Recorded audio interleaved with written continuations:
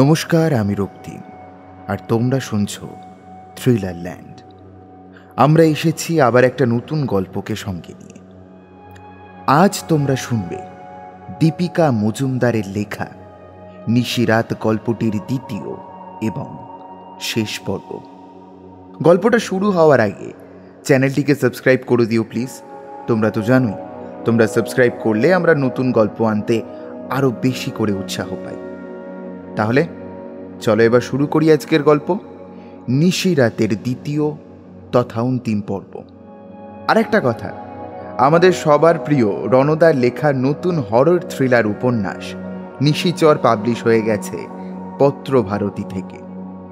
তোমরা যারা যারা আগামীকাল অর্থাৎ 2 তারিখ রবিবার বিকেলে রণদীপ্তার সঙ্গে বইমেলায় দেখা করতে চাও, তারা চলে এসো। ডিটেলসের জন্য মেসেজ করে নাও রণদীপ্তার ফেসবুক প্রোফাইলে। তাহলে শুরু হচ্ছে নিশিরাতের দ্বিতীয় তথা অন্তিম পর্ব।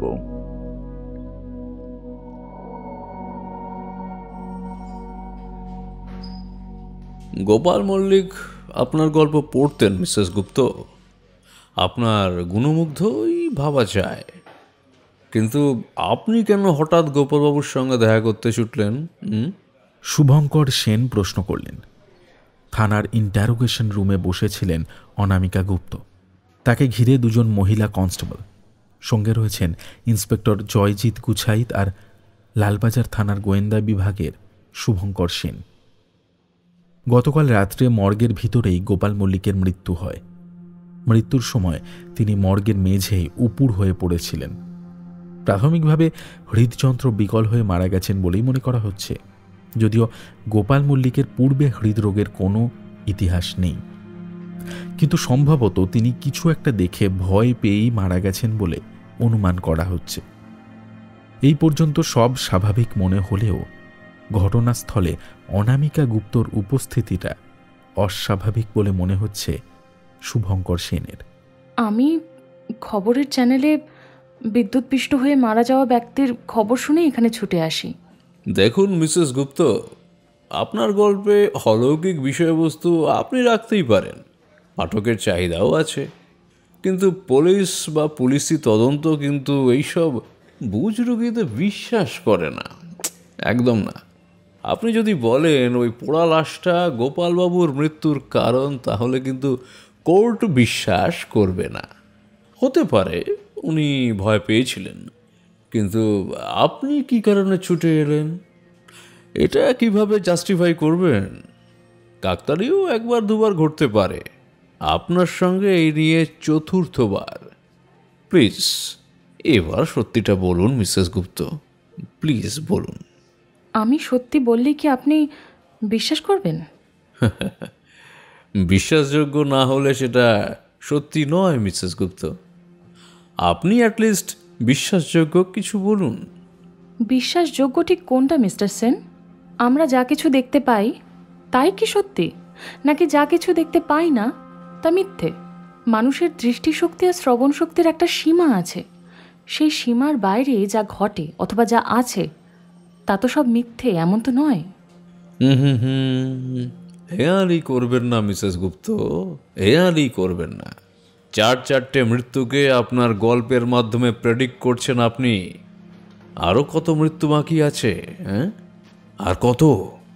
আমি যদি বলি একটি বাচ্চা মেয়ের আত্মা আমাকে এই মৃত্যুগুলোর গল্প বলে যায় আর আমি সেই সবই লিখি, তাহলে কি বিশ্বাস করবেন? বাচ্চা মেয়ের আত্মা? অনামিকা গুপ্তর মুখোমুখি চেয়ার টেনে নিয়ে এগিয়ে আসেন শুভঙ্কর সেন। তিনি অনামিকা গুপ্তকে যতটা সরল ভেবেছিলেন হয়তো ততটা তিনি নন। প্রথমে তিনি কিছুতেই স্বীকার করতে চাইছিলেন না, আর এখন বাচ্চা মেয়ের আত্মার কথা বলছেন। হয়তো ধীরে ধীরে ভাঙতে শুরু করেছেন অনামিকা গুপ্ত, আর যত ভাঙবেন তত তিনি বয়ান বদলাবেন এবং শুভঙ্কর সেন ততই সত্যের কাছাকাছি পৌঁছাতে পারবেন। শুভঙ্কর সেন অনামিকা গুপ্তকে আশ্বাস দিলেন। আপনি বলুন মিসেস গুপ্ত, আমি শুনছি। একদিন রাতে বাড়ি ফিরছিলাম একাই, এইরকমই বর্ষার রাত।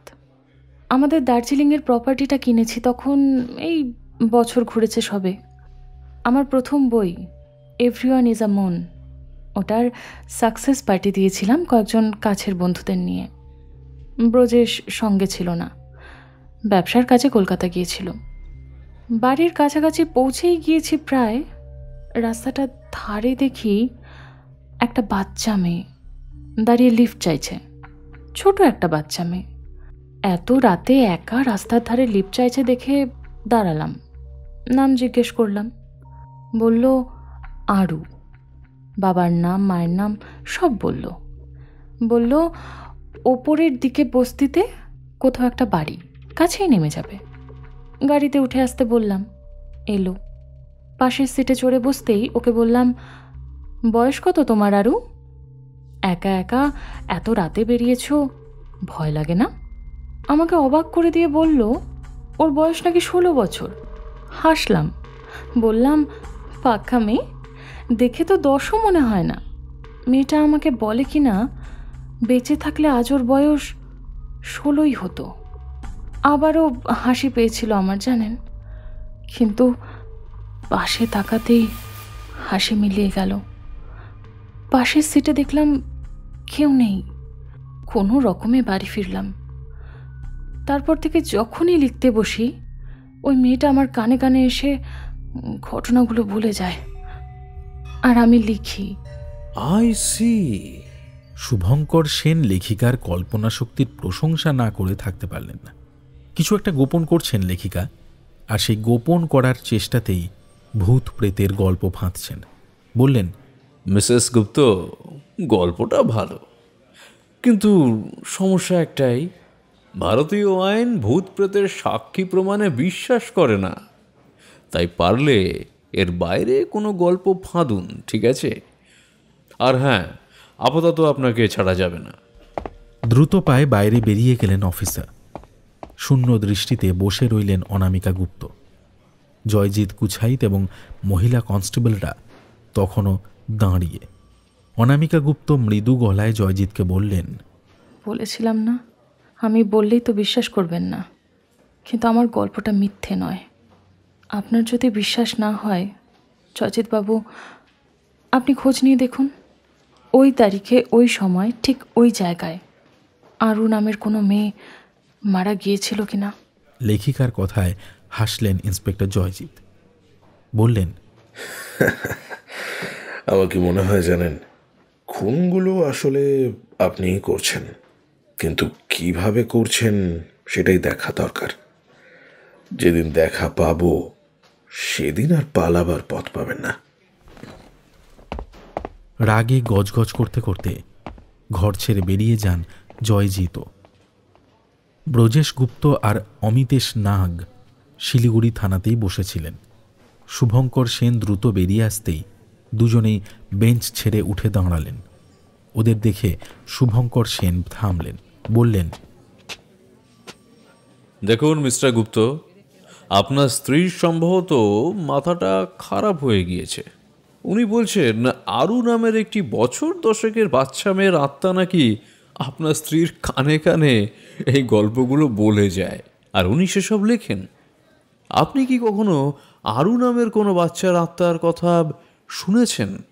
শুভঙ্কর সেনের এমন বক্তব্য শুনে ব্রজেশবাবুর প্রায় আকাশ থেকে পড়ার অবস্থা। হতবম্ব রাজেশ গুপ্ত দুপাশে মাথা নাড়লেন। এমন কোনো নাম কোনো দিন তিনি স্ত্রীর মুখে শোনেননি।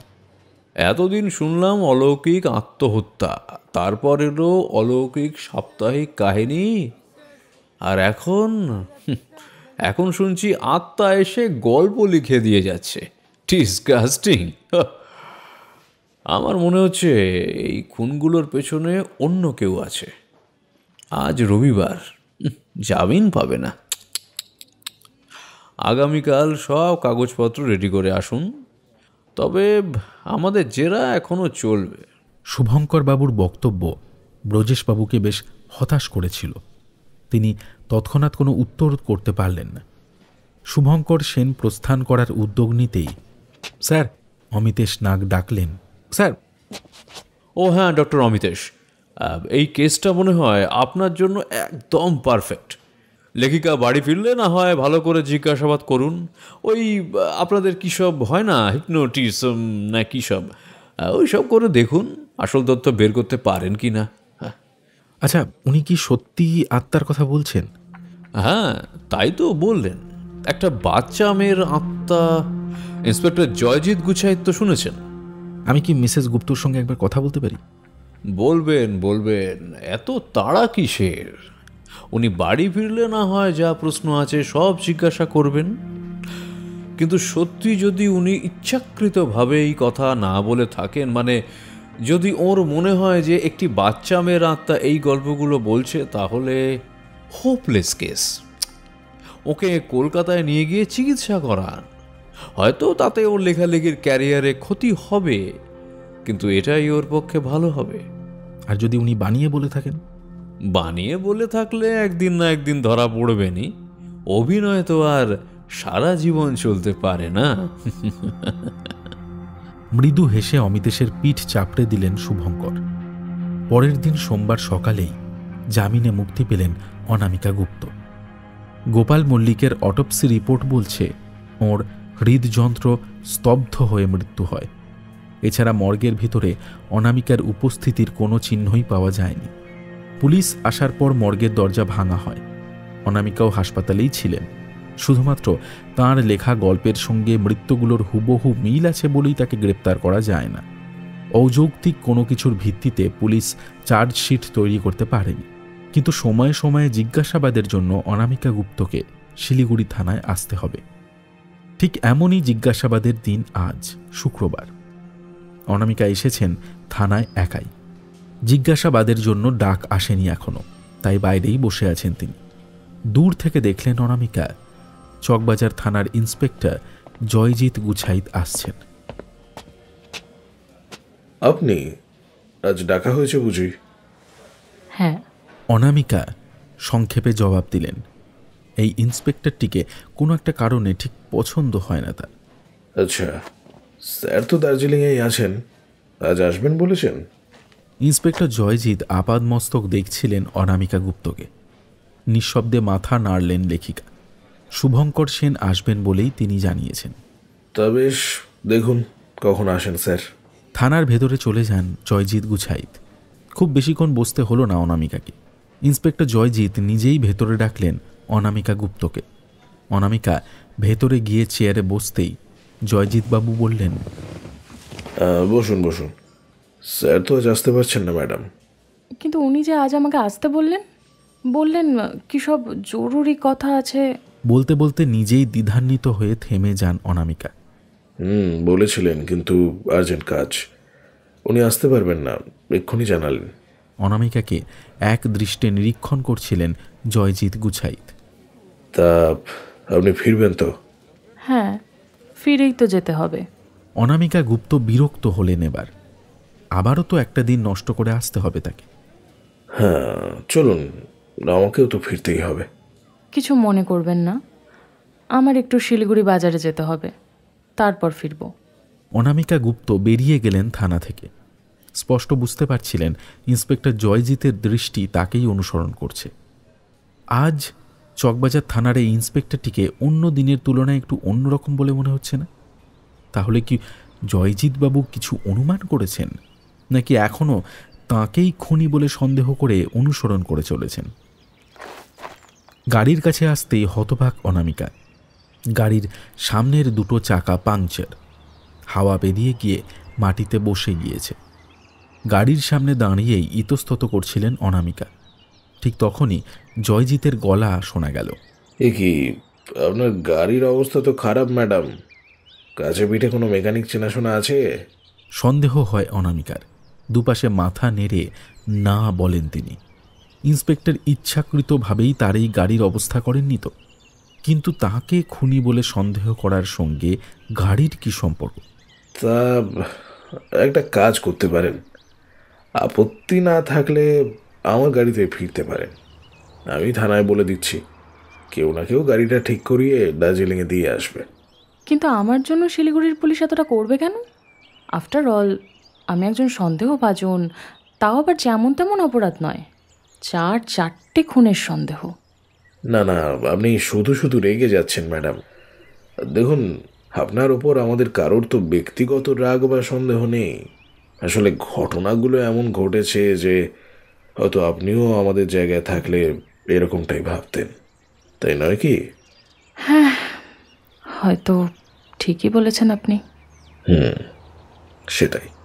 তা বেশ, যাও যাক তাহলে, চলুন তাহলে। ইন্সপেক্টর জয়জিৎ নিজের গাড়ির দরজা খুলে দিলেন। অনামিকা আরও একবার সন্দেহের দৃষ্টিতে দেখলেন ইন্সপেক্টরকে। এখন মেকানিক ডাকিয়ে গাড়িটা ঠিক করাতে দার্জিলিং ফিরতে বেশ রাত হয়ে যাবে। রাতে একা ড্রাইভ করে বাড়ি ফেরার থেকে ইন্সপেক্টরকে ভরসা করা ভালো। ড্রাইভারের পাশের সিটে উঠে বসলেন অনামিকা গুপ্ত।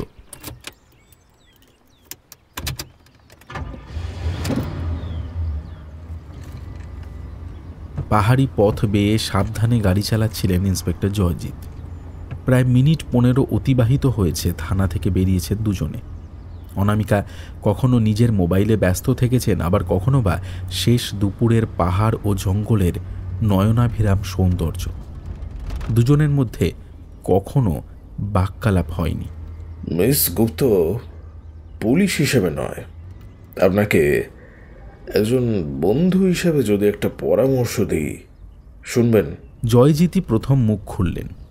অনামিকা প্রথমে অবাক হলেন, কিন্তু তার বিস্ময় গোপন রেখেই বললেন, পরামর্শ? কি? খুনগুলো কিভাবে করা হলো, অথবা প্রত্যেক ভিকটিমের যে একটা অপরাধমূলক অতীত রয়েছে, সেটা কিভাবে জানতে পারলেন? এই সমস্তটা যদি খুলে বলেন তাহলে কিন্তু সাজা কম হতে পারে। একটা বিপজ্জনক মাকে গাড়িটা ঘুরিয়ে নির্জন পথ ধরলেন জয়জিৎ। সত্যি এটাই যে আমি কোনো খুনই করিনি। কিভাবে হলো তাও জানি না। পুলিশ তো অনেক খুঁজেও মর্গের ভেতরে আমার কোনো চিহ্ন পায়নি। পেলে কি ছেড়ে দিত? দীর্ঘশ্বাস ফেললেন অনামিকা। সেই একই উত্তর, একই ব্যাখ্যা। তিনি যে কতবার কতজনকে বলেছেন, বলে বলে ক্লান্ত হয়ে গেছেন, কিন্তু একমাত্র ব্রজেশ ছাড়া আর কেউ বিশ্বাস করেনি। সেটাই তো আমার প্রশ্ন ম্যাডাম, চিহ্ন পাওয়া গেল না কেন? আমার মনে হয় হয়তো আপনার কোনো সহকারী আছে, আর সেই এই খুনগুলোর পরিণতি দিচ্ছে। এজন্যই তো বললাম ম্যাডাম, সত্যিটা বলুন। সত্যিটা বললেই আপনি বেঁচে যেতে পারেন। জয়জিৎ তুলনামূলক সরু জঙ্গলের পথে গাড়ি ঢুকিয়ে দিলেন। এই পথে যে দার্জিলিং যাওয়া যায় না তা বুঝতে অনামিকার সময় লাগেনি, কিন্তু তিনি বিচলিত হলেন না। তার সন্দেহ ইন্সপেক্টরকে বুঝতেও দিলেন না। স্বাভাবিকভাবেই বললেন, বললাম তো, আরু নামের মেয়েটা আমাকে সব বলে। যদি একটা বাচ্চা মেয়ের আত্মা আপনাকে গল্পগুলো বলে থাকে, তাহলে আপনাকেই কেন বলে সে? হ্যাঁ, কই এই এই এই আমাকে তো বলে না। আর তাছাড়াও প্রত্যেক মৃতর বয়স আপনার ওই আরুর থেকে অনেক বেশি। তারা অতীতে ঠিক কি কি অপরাধ ঘটিয়েছিলেন তা ওই বাচ্চা মেয়েটা কিভাবে জানলো? আমি জানি না ইন্সপেক্টর, সত্যি আমি জানি না। আচ্ছা, এটা কোন জায়গা? এই রাস্তাটা তো শহরের দিকে যায় না। জয়জিৎ শালগাছের জঙ্গলের ঠিক মাঝামাঝি একটা সরু মেঠো পথে গাড়ি প্রবেশ করিয়ে দিয়েছিলেন। জঙ্গলটার একপাশে গভীর খাদ, অন্য পাশে খাড়া হয়ে উঠে গেছে জমি। বাইরে বিকেল হয়ে এসেছিল, কিন্তু জঙ্গলের ভিতরে তখন অন্ধকার ঘন হতে শুরু করেছে। খুব অস্পষ্ট একটা আলো গাছগাছালির ফাঁক দিয়ে নেমে আসতে দেখা যায়, কিন্তু মাটিতে এসে পড়ার আগেই সেই আলোর তেজ মরে গেছে। অনামিকা জানেন একটু পরে এই আলোটুকুও অবশিষ্ট থাকবে না। আপনি একজন পুলিশ অফিসারের সাথে আছেন মিসেস গুপ্ত, কাজেই ভয় পাবেন না। জয়জিৎ জলের বোতল এগিয়ে দিলেন লেখিকার দিকে। বোতল থেকে একটু জল খেলেন অনামিকা। শুনুন, আপনার যদি আমাকে প্রশ্ন করার হয় তাহলে থানায় নিয়ে চলুন। এখানে কেন? আহা, রিল্যাক্স রিল্যাক্স। গাড়ির সিট বেল্টটা খুলে রিভলভার বের করে এনে বুলেট ভরলেন জয়জিৎ।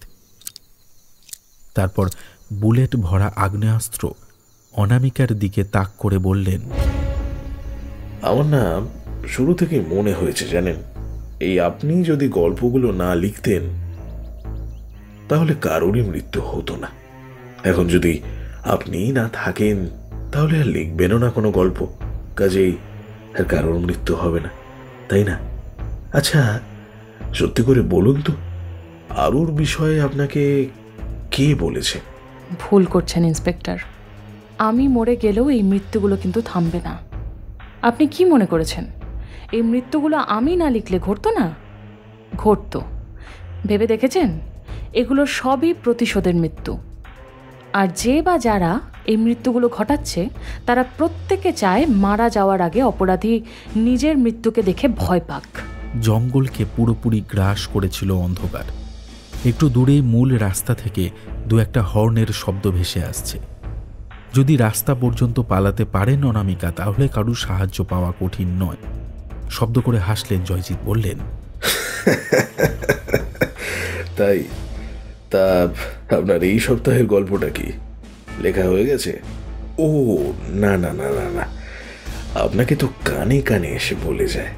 তা আপনি কি শুনেছেন? হ্যাঁ, নিশ্চয়ই। আমি এই সপ্তাহের সংখ্যার জন্য পাঠিয়েও দিয়েছি। শুনবেন কি? বেশ বেশ বেশ, তবে বলুন, শুনি। খুনের তদন্ত করতে নামা ইন্সপেক্টর গুচ্ছাইত লেখিকাকে কিডন্যাপ করে নিয়ে যাচ্ছিলেন। এরকমই একটা নির্জন অন্ধকার রাস্তায় গাড়ি থামিয়ে ইন্সপেক্টর লেখিকাকে বলেন খুনগুলো স্বীকার করতে। কিন্তু লেখিকা তো তা করে না। আসলে তিনি তো খুনিই নন, খুনি তো আসলে ইন্সপেক্টর গুচ্ছাইত, তাই না? কি বলছেন? কি রাবিশ! গর্জে ওঠেন ইন্সপেক্টর, আঙুল চেপে ধরেন রিভলভারের গায়ে। হ্যাঁ, ঠিকই তো বলছি। 6 বছর আগে এই রকমই নির্জন পথ দিয়ে যাচ্ছিলেন জয়জিৎ গুচ্ছাইত। অন্ধকার রাত, শুনশান, নির্জন। মদ্যপ হয়ে জোরে গাড়ি চালাচ্ছিলেন। পথে বাঘ ঘুরতে গিয়েই হঠাৎ উল্টো দিক থেকে আসা স্কুটারে ধাক্কা। স্কুটার পড়ে যায় খাদে। তড়িঘড়ি পালাতে গিয়ে জয়জিৎ দেখলেন ওর গাড়ির নিচে একটা বাচ্চা মেয়ে, তখনও বেঁচে। তিনি চাইলেই ওকে বাঁচাতে পারতেন, কিন্তু পরের দিন পুলিশের চাকরিতে জয়েনিং, এখন এইরকম একটা দুর্ঘটনা তার জীবনে বাধা হয়ে দাঁড়াবে। তিনি গাড়ির নিচ থেকে মেয়েটাকে বের করলেন। কাছেই শহর, হয়তো এখন হাসপাতালে নিয়ে যেতে পারলে বাঁচানোও যাবে। মেয়েটার তো জ্ঞান আছে এখনো, সাহায্যের হাত বাড়াচ্ছে সে। বেঁচে উঠলে যদি তাকে চিনে ফেলে, আহত বাচ্চাটাকে ছুঁড়ে খাদে ফেলে দিলেন তিনি। তারপর বাড়ি ফিরে গাড়ি থেকে সব প্রমাণ লোপাট করে দেন। আপনি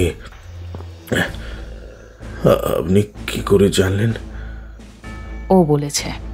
অনামিকার দৃষ্টি গাড়ির সামনের আয়নায়। আয়নায় দেখলেন ইন্সপেক্টর রক্তাক্ত আহত আরু নামের সেই মেয়েটা তাঁরই গাড়ির পেছনের সিটে বসে অদ্ভুত শান্ত দৃষ্টিতে তাকিয়ে আছে তাঁরই দিকে।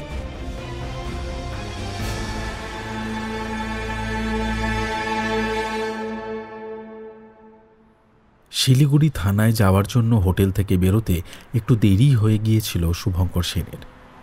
মাঝপথে পৌঁছাতেই শিলিগুড়ি থানা থেকে ফোন এলো। ফোন করল ইন্সপেক্টর প্রকাশ লামা।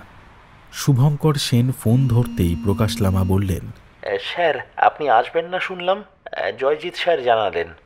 সুবোধ স্যার কনফার্ম করার জন্য ফোন করতে বললেন। স্যারকে লাইনটা দেব? আমি আসবো না এই কথাটা কে বলেছে?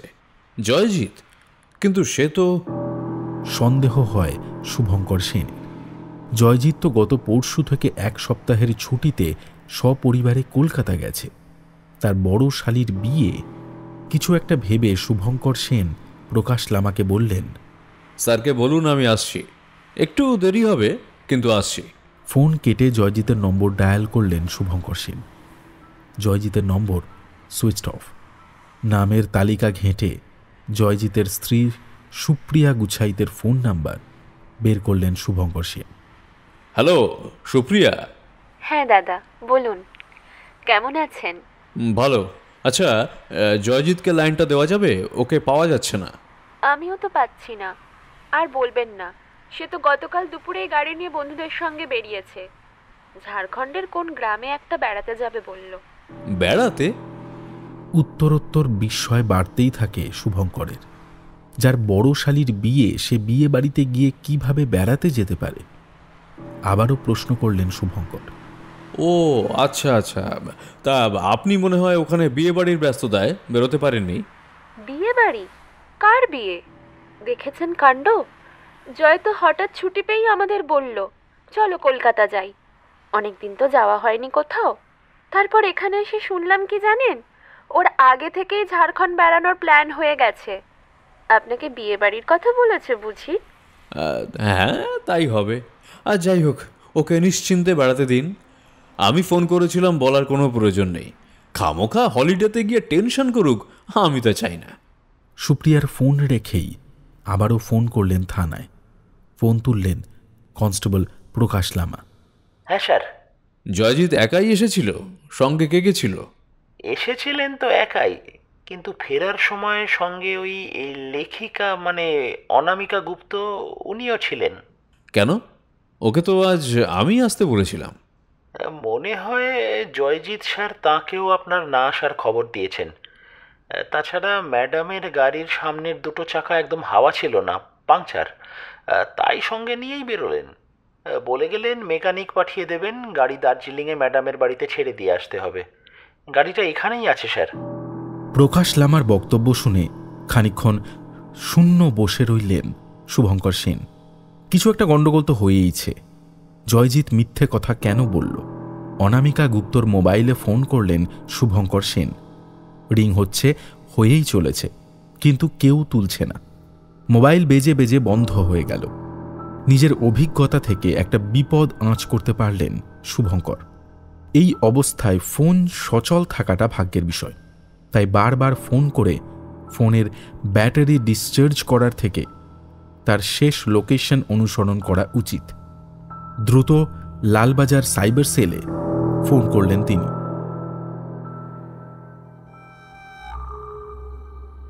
আরু? আতঙ্কে ফ্যাকাশে হয়ে গিয়েছিল ইন্সপেক্টরের মুখমণ্ডল। তার হাতের রিভলভার মুঠো থেকে আলগা হয়ে এসেছিল। পেছন ফিরে দেখার সুযোগ ছিল না জয়জিতের। বাঁ পাশে চোখ ঘুরিয়ে একবার তিনি দেখলেন যে লেখিকা ধীরে ধীরে গাড়ি থেকে নেমে যাচ্ছেন। টলছেন তিনি, টলতে টলতে হাঁটছেন। কত দূর তিনি পালাতে পারবেন জানেন না জয়জিৎ, কারণ তার জলের মধ্যে মাদক মিশিয়ে দিয়েছিলেন জয়জিৎ। জয়জিৎ অনুভব করলেন পেছনের সিটে বসে থাকা বাচ্চাটা ঠিক তার কাঁধের কাছে ঝুঁকে এসেছে। তার শীতল স্পর্শ এসে লাগছে জয়জিতের চামড়ায়। তীক্ষ্ণ কর্কশ গলায় আরু বলে ওঠে, ধীরে ধীরে ডান হাতটা অবশ মনে হয় জয়জিতের, কিন্তু পরক্ষণেই ভুল ভাঙে তার। অবশ নয়, নিয়ন্ত্রণ হারাচ্ছে সে। দুটো হাতই আর তার আয়ত্তে নেই। চেপে বসেছে স্টিয়ারিংয়ের ওপর। না চাইতেও চাবি ঘুরিয়ে চালু হয়ে গেছে গাড়ির ইঞ্জিন, আর পা বসে গেছে অ্যাক্সেলারেটরে।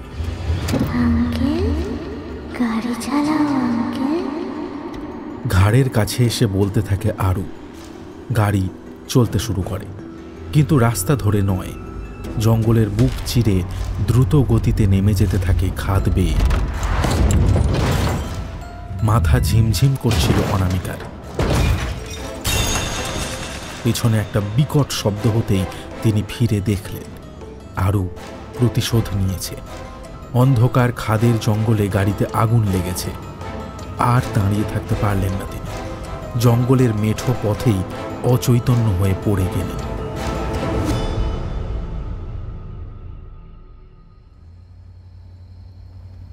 জয়জিৎ গুছাইত আর লেখিকা অনামিকা গুপ্ত শিলিগুড়ি থেকে দার্জিলিং যাওয়ার জন্য রওয়ানা হয়েছিলেন। সম্ভাব্য যে পথে তারা গিয়ে থাকতে পারেন সেই সমস্ত জায়গা শিলিগুড়ি আর দার্জিলিংয়ের পুলিশের সার্চ টিম তল্লাশি চালাচ্ছিল। সৌভাগ্যবশত অনামিকার মোবাইলের শেষ লোকেশন পাওয়া গেছে কিছুক্ষণ আগেই। কিন্তু তারপরেই সেটা নেটওয়ার্কের বাইরে চলে যায়। শেষ যে জায়গা লোকেট করা হয়েছিল তার আশেপাশে নির্জন ঘন জঙ্গল ছাড়া আর কিছুই নেই। তবুও কোনো ঝুঁকি নেননি শুভঙ্কর। তিনি সম্ভাব্য সব জায়গাতেই দুজনের তল্লাশি চালিয়েছেন, নিজেও সঙ্গ দিয়েছেন সার্চ টিমের। মোবাইল বেজে ওঠে শুভঙ্করের। জঙ্গলের এলাকার কাছাকাছি যে টিমটা পাঠানো হয়েছিল সেই টিমের প্রধান ত্রিলোচন মান্না ফোন করেছেন। বলুন ত্রিলোচন বাবু, এনি আপডেট? হ্যাঁ স্যার, রাস্তার উপর একটা গাড়ি পাওয়া গিয়েছে। গাড়িটা আপনার চকবাজার থানার ইন্সপেক্টর জয়জিৎ গুচাইতের। গাড়িটা জঘন্যভাবে ওপরের জঙ্গল থেকে নিচে গড়িয়ে পড়েছে স্যার। আর গাড়িতে একটা লাশ, মনে হচ্ছে ওটা ওই জয়জিৎ গুচাইতেরই। মাই গড! আর অনামিকা গুপ্তর কোনো খবর পেলেন? না স্যার, এখনো পাওয়া যায়নি। তো যেহেতু গাড়িটা উপরের পাহাড় থেকে নিচে পড়ছে, আমি টিমকে জঙ্গলটা সার্চ করতে পাঠিয়েছি। ভেরি গুড, আমি আসছি। ফোন রাখলেন শুভঙ্কর। ঘড়ি দেখলেন, রাত 9টা বাজে। অনামিকা গুপ্তর স্বামী রাজেশ গুপ্তকে খবর দেওয়া হয়েছে, তিনিও এসে পড়বেন কিছুক্ষণের মধ্যেই। হঠাৎ খেয়াল হলো আজ শুক্রবার, আগামীকাল শনিবার। হরর এক্সপ্রেসে কাল নিশির গল্প প্রকাশিত হবে, কিন্তু গল্প প্রকাশ হওয়ার আগেই মৃত্যু, তাও আবার একজন পুলিশ অফিসারের। গল্প নাও মিলতে পারে, হয়তো জয়জিৎ অ্যাক্সিডেন্টই করেছিলেন, কিন্তু তিনি গাড়ি নিয়ে উপরের অগম্য জঙ্গলের দিকে কেনই বা গেলেন? যদি আগামীকাল প্রকাশিতব্য নিশির গল্পের সঙ্গে এই মৃত্যুর কোনো সম্পর্ক থেকে থাকে, তাহলেও কি বিষয়টা কাকতালীয় বলা যেতে পারে? হরর এক্সপ্রেস পত্রিকার সম্পাদিকা মিস লাবণ্য সেনগুপ্তর সঙ্গে একবার দেখাও করেছিলেন, যখন ওই মৌমি নামের মেয়েটার মৃত্যু হয়। নিশির প্রথম গল্প ছিল সেটা, কেশ রাশি। লাবণ্য সেনগুপ্তকে ফোন করলেন শুভঙ্কর। বলুন স্যার। আচ্ছা, একটা বিষয়ে একটু ইনফরমেশন দরকার ছিল। নিশ্চয়ই, আপনি কি ইনফরমেশন চান বলুন। আগামীকাল তো আপনাদের পত্রিকা আসার কথা। হ্যাঁ, সেটা তোড়জোড়ই চলছে। আজ প্রেস থেকে ডেলিভারি নেওয়ার জন্য আমি নিজে যাচ্ছি। কাল সকালেই ডিস্ট্রিবিউট করে দেওয়া হবে। ভীষণ ডিমান্ড। আমাকে কি নিশির কালকের গল্পটা বলা যাবে? স্যার, আসলে সকালেই তো পেয়ে যাবেন স্যার। আমি কোথাও গল্প বলতে যাব না ম্যাডাম, আমার কেসের তদন্তের স্বার্থেই প্রশ্নটা করছি। ব্যাপারটা কি বলুন তো স্যার। কদিন আগেই একজন পুলিশ অফিসার এসে ঠিক একইভাবেই গল্পটা জানতে চাইছিলেন। আমি বলতে চাইনি, আমাদের তো ব্যবসা, কিন্তু তদন্তের স্বার্থে প্রশ্ন করছেন এরকম বলায় তাকে গল্পটা দেখাতে হলো। কে? কোন অফিসার? ইন্সপেক্টর জয়জিৎ গুচ্ছাইত নাম বলেছিলেন তিনি। আর কাকতালীয় দেখুন, এই সংখ্যায় যে পুলিশ অফিসারের মৃত্যু হচ্ছে তার নামও জয়জিৎ গুচ্ছাইত। গলা শুকিয়ে আসে শুভঙ্করের। তাহলে কি সত্যি কোনো আত্মা এসে গল্পগুলো বলছে? মিসেস অনামিকা গুপ্তকে খুঁজে পাওয়া ভীষণ জরুরি।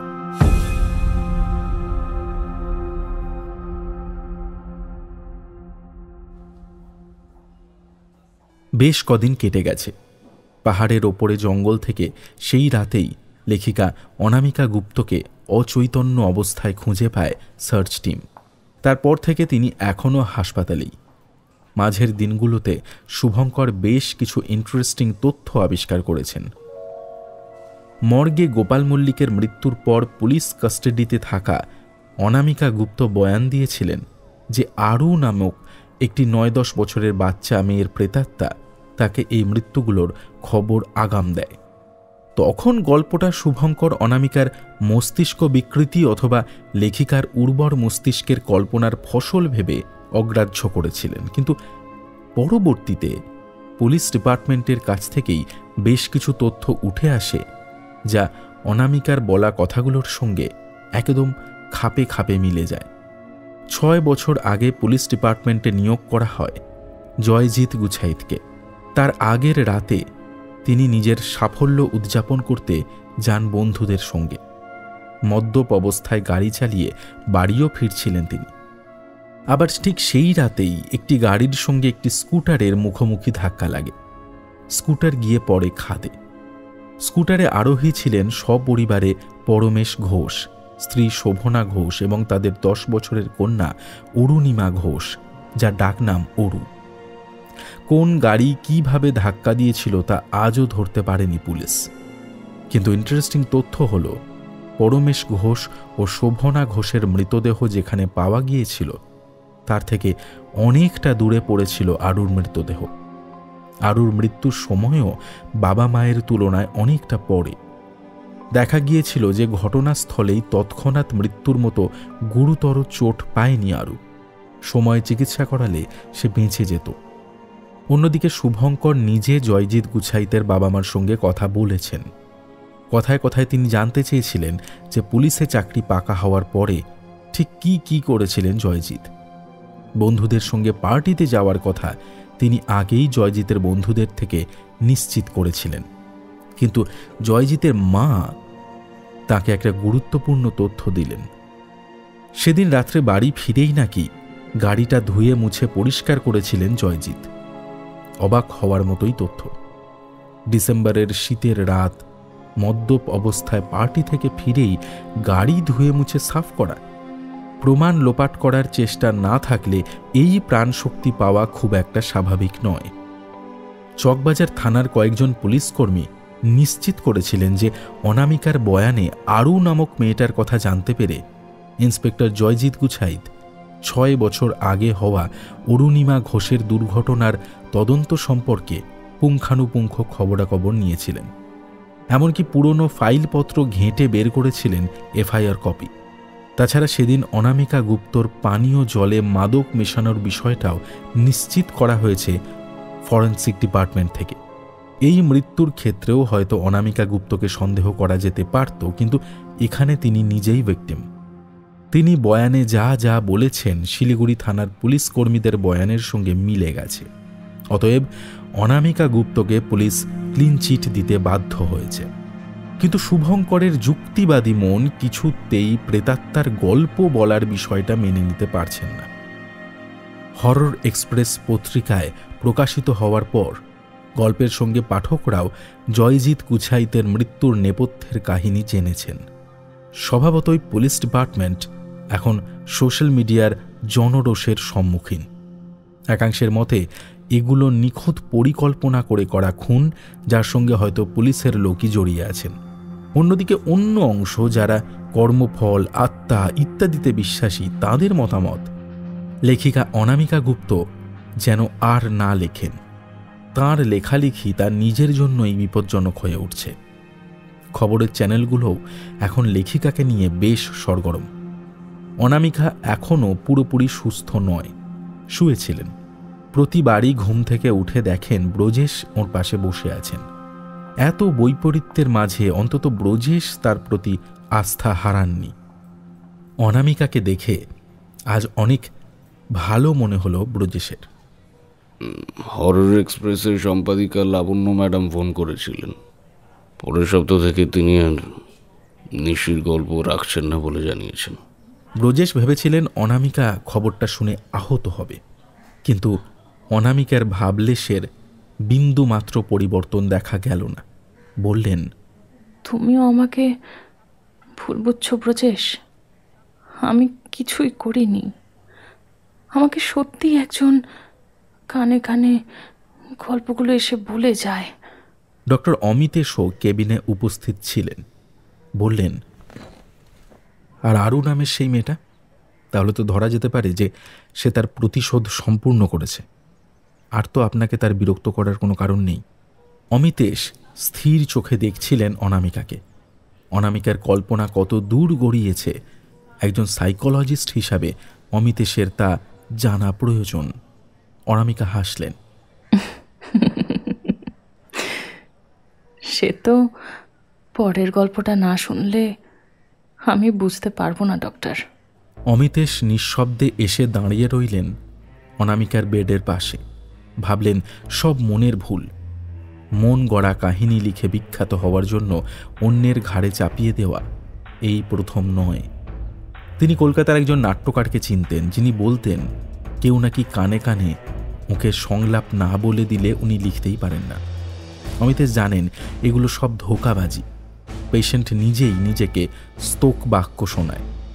শুধু একটা জায়গাতেই খটকা, খুনগুলো কিভাবে হচ্ছে। যা হচ্ছে তার প্রায় সবই আত্মহত্যা, কিন্তু কিভাবে? তবে শেষ কয়েকটা জায়গায় লেখিকা নিজে উপস্থিত থেকেছেন।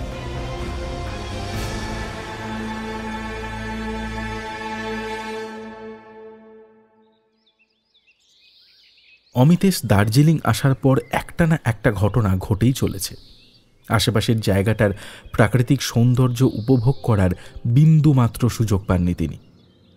আজ অনামিকার সঙ্গে হাসপাতালে দেখা করার পর ব্রজেশবাবুকে জানিয়েছিলেন যে তিনি বাইরেই লাঞ্চ করতে চান, শহরটাও ঘুরে দেখবেন। ব্রজেশবাবু গাড়ি আর ড্রাইভার সঙ্গে দিতে চেয়েছিলেন, কিন্তু অমিতেশ নেননি। সুযোগ আছে বলেই যে সবসময় তার সদ্ব্যবহার করতে হবে এমন কথা তো কোথাও লেখা নেই। তাছাড়া বিগত কয়েকদিন ধরেই ব্রজেশ গুপ্তর সঙ্গে যা যা ঘটছে, তারপরও এখানে অমিতেশের থেকে যাওয়া সে তো এক প্রকার সুযোগ নেওয়াই। অমিতেশ সন্ধে নামার আগেই ব্রজেশবাবুর বাড়িতে ফিরে এসেছিলেন। ব্রজেশবাবু বাড়িতে থাকলে প্রতি সন্ধ্যায় 2 পেগ করে মদ্যপান করেন। আজও তার অন্যথা হয়নি। শুধু আজকে ব্রজেশবাবুকে ডাইনিং হলের পরিবর্তে লেখিকা অনামিকা গুপ্তর স্টাডি রুমে পাওয়া গেল। অমিতেশ জানতে চাইলেন, ম্যাডামকে মিস করছেন? সেইভাবে মিস করা হয়তো এটাকে বলে না। শুধুমাত্র লেখালেখি করে জীবন এমন ওলট পালট হয়ে যেতে পারে কে আর ভেবেছিল বলুন? আমার মনে হয় এইবার আমার কলকাতা ফেরা উচিত। তাছাড়া মনে হয় না যে অনামিকা নতুন কিছু লিখবেন, বা লিখলেও তা ভৌতিক অলৌকিক গল্প হবে না।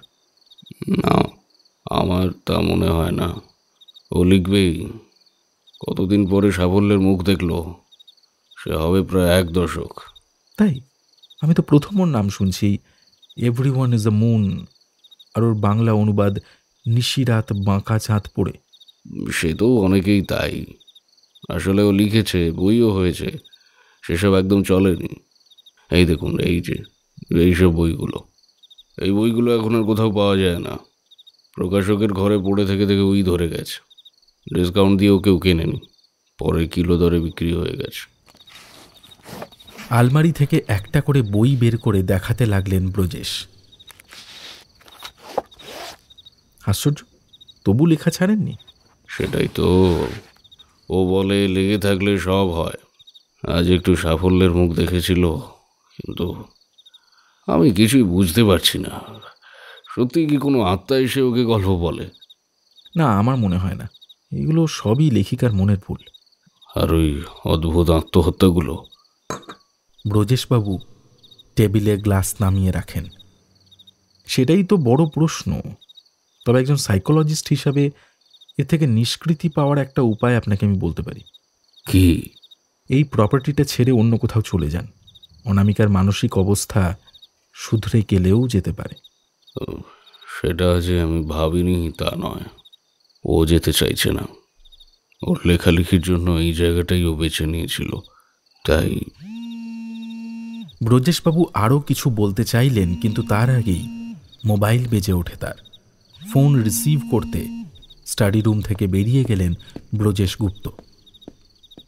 টেবিলে পড়ে থাকা অনামিকা গুপ্তর বইগুলো নেড়েচেড়ে দেখছিলেন অমিতেশ। 2-1 পাতা উল্টালেনও।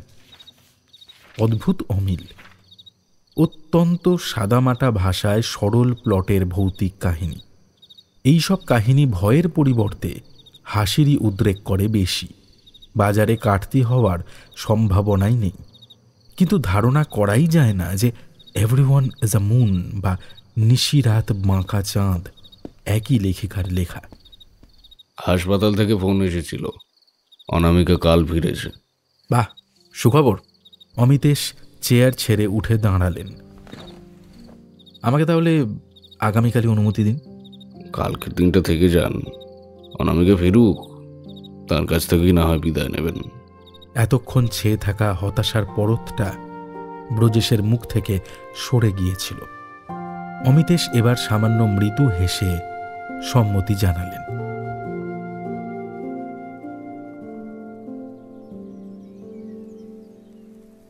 বেশ কয়েকটা দিন একটানা বৃষ্টির পর শহরে আবার রোদ ঝলমল করছে। আজ সকালেই হাসপাতাল থেকে ফিরেছেন অনামিকা। তাঁর নির্দেশেই আজকে দুপুরের খাওয়ার আয়োজন হয়েছে বাংলোর বাগানে। মনোরম আবহাওয়া, বৃষ্টির কোনো পূর্বাভাস নেই। অমিতেশ দেখলেন ব্রজেশবাবু খাবারে মন দিলেও লেখিকা তখনও প্লেটের খাবার নিয়ে নাড়াচাড়া করছেন। কথাবার্তা বিশেষ কিছুই হচ্ছিল না। তাই অমিতেশই বললেন, আমার আগামীকাল রাত্রে কলকাতা যাওয়ার ট্রেনের টিকিট কনফার্ম হয়েছে, দুপুরে বেরিয়ে পড়ব। আরে আর কটা দিন থেকে গেলে তো ফ্লাইটেই পেয়ে যেতেন। আবহাওয়া খারাপ ছিল, অনেক ফ্লাইটই বাতিল হওয়ার জন্য টিকিট পাওয়া কঠিন। না, এখানে কদিনই বা থাকবো। তাছাড়া মিসেস গুপ্তকে হয়তো ক্লিনিকে ডাকা হতে পারে, তার ব্যবস্থাও তো করতে হবে। কিন্তু যাবেন কিভাবে? শিলিগুড়ি যাওয়ার পথে তো ল্যান্ডস্লাইড হয়েছে, রাস্তা মেরামতের কাজ চলছে। একটা কাজ করুন অমিতেশবাবু, আমাদের গেস্ট হয়ে থাকুন বরং। চিকিৎসক হয়তো থাকলে নেই, বর্ষার পাহাড়ের সৌন্দর্যই আলাদা। তাছাড়া কাল থেকেই কটেজ বানানোর কাজটা রিজুম করছি। কয়েকটা বড় বড় পাইন গাছ সরিয়ে ফেলার পারমিশনও পেয়ে গেছি। একটা কথা বলছি, কিছু মনে করবেন না মিস্টার গুপ্ত। গাছগুলো না সরিয়ে কি কটেজের কাজ হয় না? এত প্রাচীন গাছ। করা হয়তো যায়, কিন্তু আমি নিজে দেখেছি বেশ বড় বড় গাছগুলোর গোড়ায় মাটি কিন্তু দুর্বল, ওগুলো ভেঙে পড়তে পারে। একটু বৃষ্টি বা সামান্য ভূমিকম্প হলেই ওগুলো পুরো টিলার মাটিটা নিয়ে গড়িয়ে পড়বে নিচের উপত্যকায়। ওদিকটায় আবার কয়েক ঘর স্থানীয় লেপচাদের বসবাস, অনেকদিন ধরেই আছে ওরা। ভালো মন্দ কিছু হয়ে গেলে তখন এর দায় আবার আমার ঘাড়ে না আসে। জায়গাটাও তো বিচিত্র, বড় মেশিন এনে যে কাটবো তার উপায় নেই, বড় গাড়ি এই পাহাড়ে আনাই যাবে না।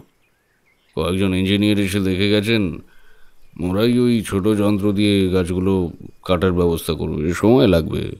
ব্রজেশবাবু নিজের সিদ্ধান্তে অটল দেখে অমিতেশ আর কিছু বললেন না। হয়তো সমতল থেকে হঠাৎ পাহাড়ে এসে পাইন গাছ, সবুজ পাহাড়ের প্রতি তার যে মুগ্ধতা, তা পাহাড়ের বাসিন্দা ব্রজেশবাবুর নাও থাকতে পারে। তিনি ব্যবসায়ী, আবেগ দিয়ে ভাবলে তার চলে না। আর তাছাড়া গাছ কাটার যুক্তিও তো যথাযথ। অমিতেশ প্রসঙ্গ বদলানোর জন্য অনামিকাকে বললেন, ব্রজেশবাবুর সঙ্গে আমার কথা হয়েছে। একজন চিকিৎসক হিসাবে আমি কিছু কথা ওর সঙ্গে আলোচনা করেছি। যদি সময় মনে হয় আর আমাকে ভরসা করেন, তাহলে ওর কাছে শুনবেন, আপনার ভালোই হবে। অমিতেশের দিকে সরাসরি তাকালেন অনামিকা, বললেন, কি বলেছেন? এই প্রপার্টিটা থেকে দূরে কোথাও গিয়ে থাকতে, তাই তো? অমিতেশ অপ্রস্তুত হয়ে পড়লেন। তিনি ভাবতে পারেননি ব্রজেশবাবু ইতিমধ্যেই অনামিকার সঙ্গে কথা বলে রেখেছেন। তিনি ইতস্তত করে বললেন, আসলে আমাদের চিন্তাভাবনায় আমাদের পারিপার্শ্বিকের প্রভাব খুব বেশি বিস্তার করে। এখানে আসার পরপরই আপনি একজন লিখিয়া হিসাবে যেমন সফল হয়েছেন, ঠিক তেমনি কিছু অপ্রীতিকর ঘটনাও ঘটেছে আপনার সঙ্গে। ভবিষ্যতে যাতে এগুলো আপনার মনে প্রভাব বিস্তার না করে, তাই শুধু এই জায়গা নয়, এই শহর থেকে দূরে থাকার পরামর্শ দেব আমি। অনামিকা এক দৃষ্টিতে তাকিয়েছিলেন অমিতেশের দিকে। কথা শেষ হতেই দীর্ঘশ্বাস ফেলে বললেন, আপনারা কেউই আমার কথা বিশ্বাস করেননি। আপনিও মনে করেন আমি পাগল, আমার মাথা খারাপ। কিন্তু সত্যিই যে কেউ আমাকে গল্পগুলো এসে বলে যায়, এটা কিভাবে বিশ্বাস করবেন আপনারা? থাক না এখন, এসব তো পরে ভাবলেও চলে। ব্রজেশবাবু অনামিকাকে শান্ত করতে চাইলেন। এক্সকিউজ মি বলেই টেবিলে আলতো ধাক্কা দিয়ে উঠে পড়লেন অনামিকা। বাড়ির ভিতরে চলে গেলেন লেখিকা। অমিতেশ স্পষ্ট দেখলেন নিজের স্টাডি রুমে গিয়ে দরজা বন্ধ করলেন। অথচ কয়েক ঘন্টা আগেও তিনি কথা দিয়েছিলেন যে তিনি আর লিখবেন না।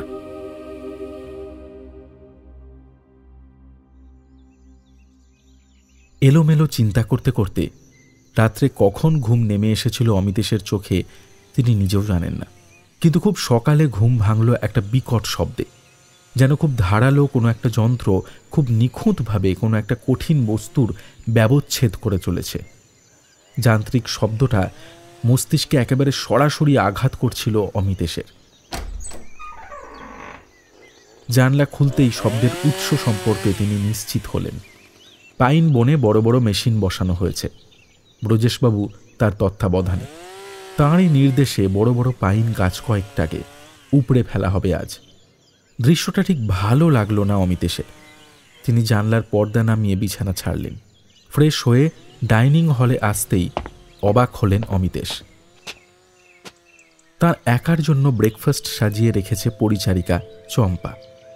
আজ ব্রজেশবাবু বা অনামিকা কেউই টেবিলে সঙ্গ দেওয়ার জন্য উপস্থিত নেই।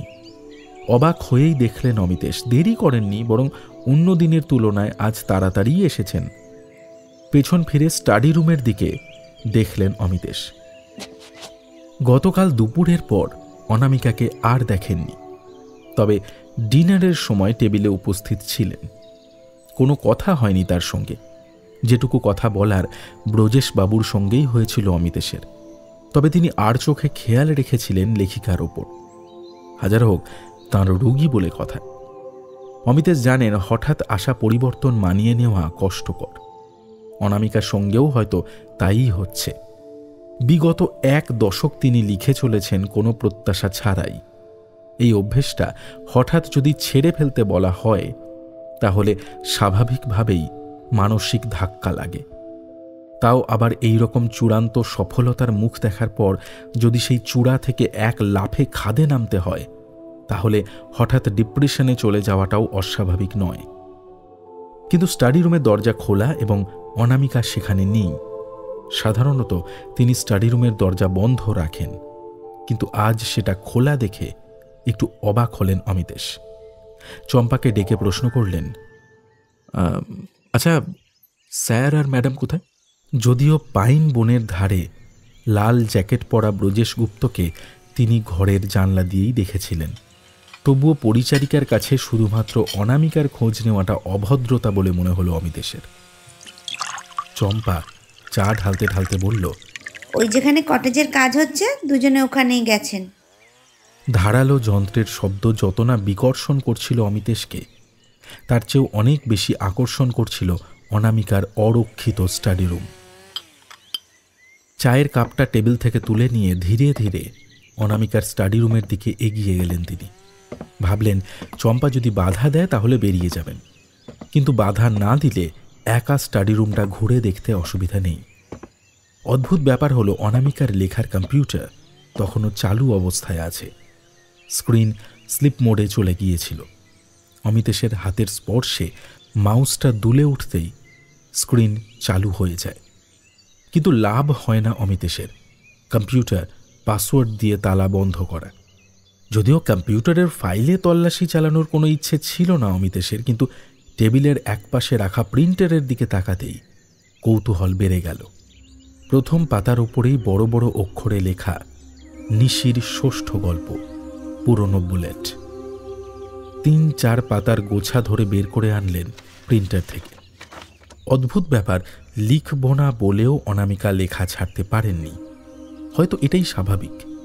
মানুষ প্রতিদিন যা করে বা যা করে এসেছে সেটাকেই স্বাভাবিক বলে ধরে নেয় এবং সেই প্রবৃত্তি থেকে বেরিয়ে আসতে চাইলেও সে পারে না। লেখালেখিও ঠিক যেন নেশার মতো। জনপ্রিয়তা না পেয়েও নিরলসভাবে 10টা বছর পরিশ্রম করে গেছেন যে লেখিকা, সে সফলতা দেখার পর কিভাবে লেখালেখি ছাড়তে পারেন। নিশির 6 নম্বর গল্পের নামটাও বেশ অদ্ভুত, পুরনো বুলেট। এবার কেমন নাম? লাইন ধরে ধরে পড়তে থাকেন অমিতেশ। যত পড়তে থাকেন ততই যেন অবাক হতে শুরু করেন। এটাও কিভাবে সম্ভব? রাগে বিরক্তিতে কাগজগুলো রোল করে জ্যাকেটের পকেটে ঢুকিয়ে নিলেন। তারপর দ্রুত পায়ে চলে গেলেন নিজের ঘরে। নিজের ঘরে ফিরে এসে অমিতেশ ভাবলেন এখনই একটা ট্যাক্সি ডেকে শিলিগুড়ি রওনা দেবেন। কিন্তু জানলার উড়ন্ত পর্দার ফাঁক দিয়ে একবার অনামিকাকে দেখতে পেলেন তিনি। ঘাস জমিতে একটা কাঠের বেঞ্চে এক কোণে বসে আছেন। পরনে হালকা গোলাপি সোয়েটার আর নীল জিন্স। অদূরে দাঁড়িয়ে কাজের তদারকি দেখতে থাকা ব্রজেশবাবুকে দেখছেন তিনি। শেষবারের মতো কথা বলার জন্য মনস্থির করলেন অমিতেশ। অমিতেশকে হেঁটে আসতে দেখে মৃদু হাসলেন অনামিকা। পাশে বসে বললেন, আমি যেদিন এখানে এসেছিলাম সেদিন প্রথমেই আমার চোখে পড়েছিল ওই পাইন বনটা। এরকম একটা জায়গায় নিজের প্রপার্টি থাকা খুব ভাগ্যের ব্যাপার মিসেস গুপ্ত। আবারও নিঃশব্দে হাসলেন অনামিকা। অমিতেশ দেখলেন এই মহিলার বয়স 40-এর কাছাকাছি হলেও এখনও বেশ সুন্দরী। হাসলে বাঁ দিকের গজদাঁতটা ঠোঁটের ফাঁক দিয়ে অল্প দেখা যায়। বেশ, তো চলুন না, ওখানে গিয়েই বসা যাক। অমিতেশ তখনও অনামিকাকেই দেখছিলেন। বললেন, নিশ্চয়ই, চলুন। হাঁটতে হাঁটতে পাইন জঙ্গলের শোভা দেখার পরিবর্তে অনামিকাকেই দেখছিলেন অমিতেশ, আর ভাবছিলেন কি করে কথাটা বলা যায়। আপনি কিছু বলতে এসেছেন আমাকে, সংকোচ না করে বলে ফেলুন অমিতেশ, সময় বড্ড কম। অমিতেশকে চমকে দিয়ে হঠাৎ দাঁড়িয়ে পড়লেন অনামিকা। মুচকি হেসে চলা বন্ধ করলেন সাইকোলজিস্ট। বললেন, আপনি আবার লিখতে বসেছিলেন, তাই না? নিশ্চয়ই, আমার স্টাডিতে দেখেছেন। আমি বলেছিলাম না, আমি চাইলেও লেখা ছাড়তে পারবো না। আপনি অনেক স্ট্রাগল করেছেন, পরিচিতিহীন স্বীকৃতিহীন পরিশ্রম করতে করতে অনেক ফ্রাস্ট্রেশন জমে গেছে, তাই না? শুধু লেখালেখিতেই কি সেটা হয়? এই যে আপনি একজন সাইকোলজিস্ট, আপনার কোনো পেশেন্ট যদি ঠিক না হয় তাহলে তো আপনার ফ্রাস্ট্রেশন হয়, হয় না?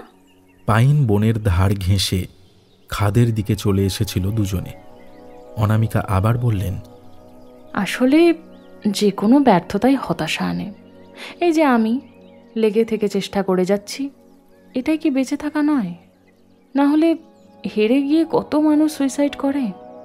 দূরে নীলচে সবুজ পাহাড়, নিচের উপত্যকায় ছোট গ্রাম। একটা সরু খাড়াই পায়ে হাঁটা পথ নেমে গিয়েছে নিচের গ্রামে। অমিতেশ প্রসঙ্গ বদলে বললেন, ওদিকটা একটা গ্রাম আছে জানেন? হ্যাঁ, ব্রজেশের কাছে শুনেছি, লেপচাঁদের গ্রাম। যাওয়া হয়নি কোনোদিন।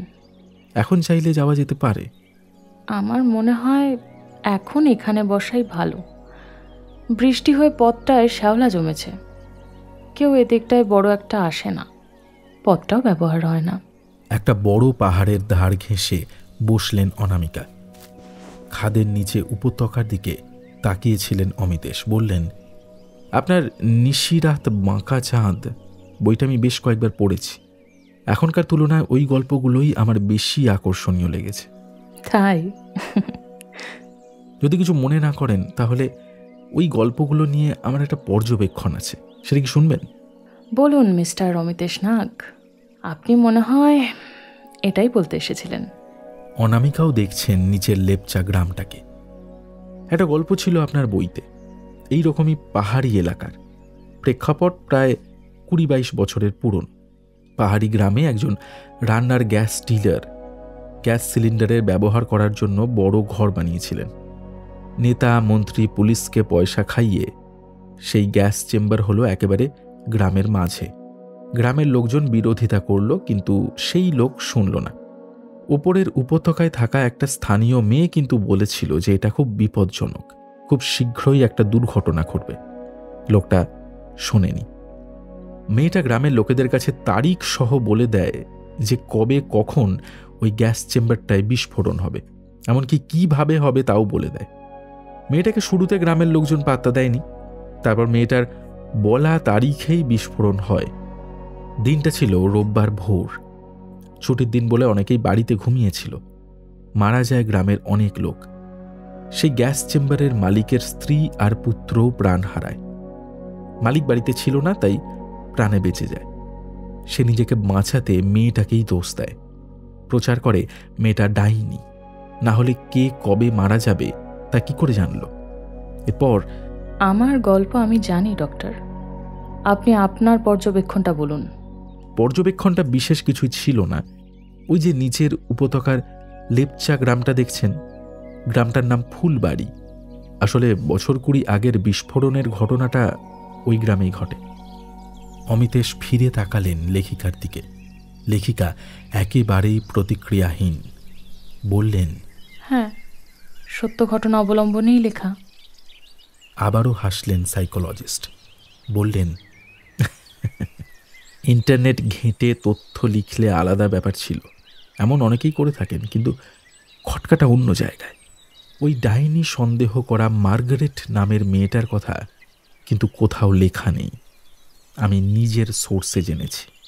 সোর্স আপনার একার থাকতে পারে এমন ভাবনা কেন মাথায় এলো? চিকিৎসককে ক্রুদ্ধ দৃষ্টিতে বেঁধে দিতে চাইছেন অনামিকা। গবেষণা লেখকরা করতে পারেন না, নাকি তার দাম নেই? অবশ্যই পারেন, গবেষণার দামও আছে, কিন্তু মার্গারেট নামে মেয়েটার একটা প্রেডিকশনই যে সত্যি হয়েছিল তা নয়, আরও অনেক আছে। এখানেই একটা বাড়িতে থাকতেন মিস্টার আর মিসেস মুখার্জি। তাদের 2 সন্তান, একটি ছেলে একটি মেয়ে। ছেলেটা বড়, মেয়েটা ছোট।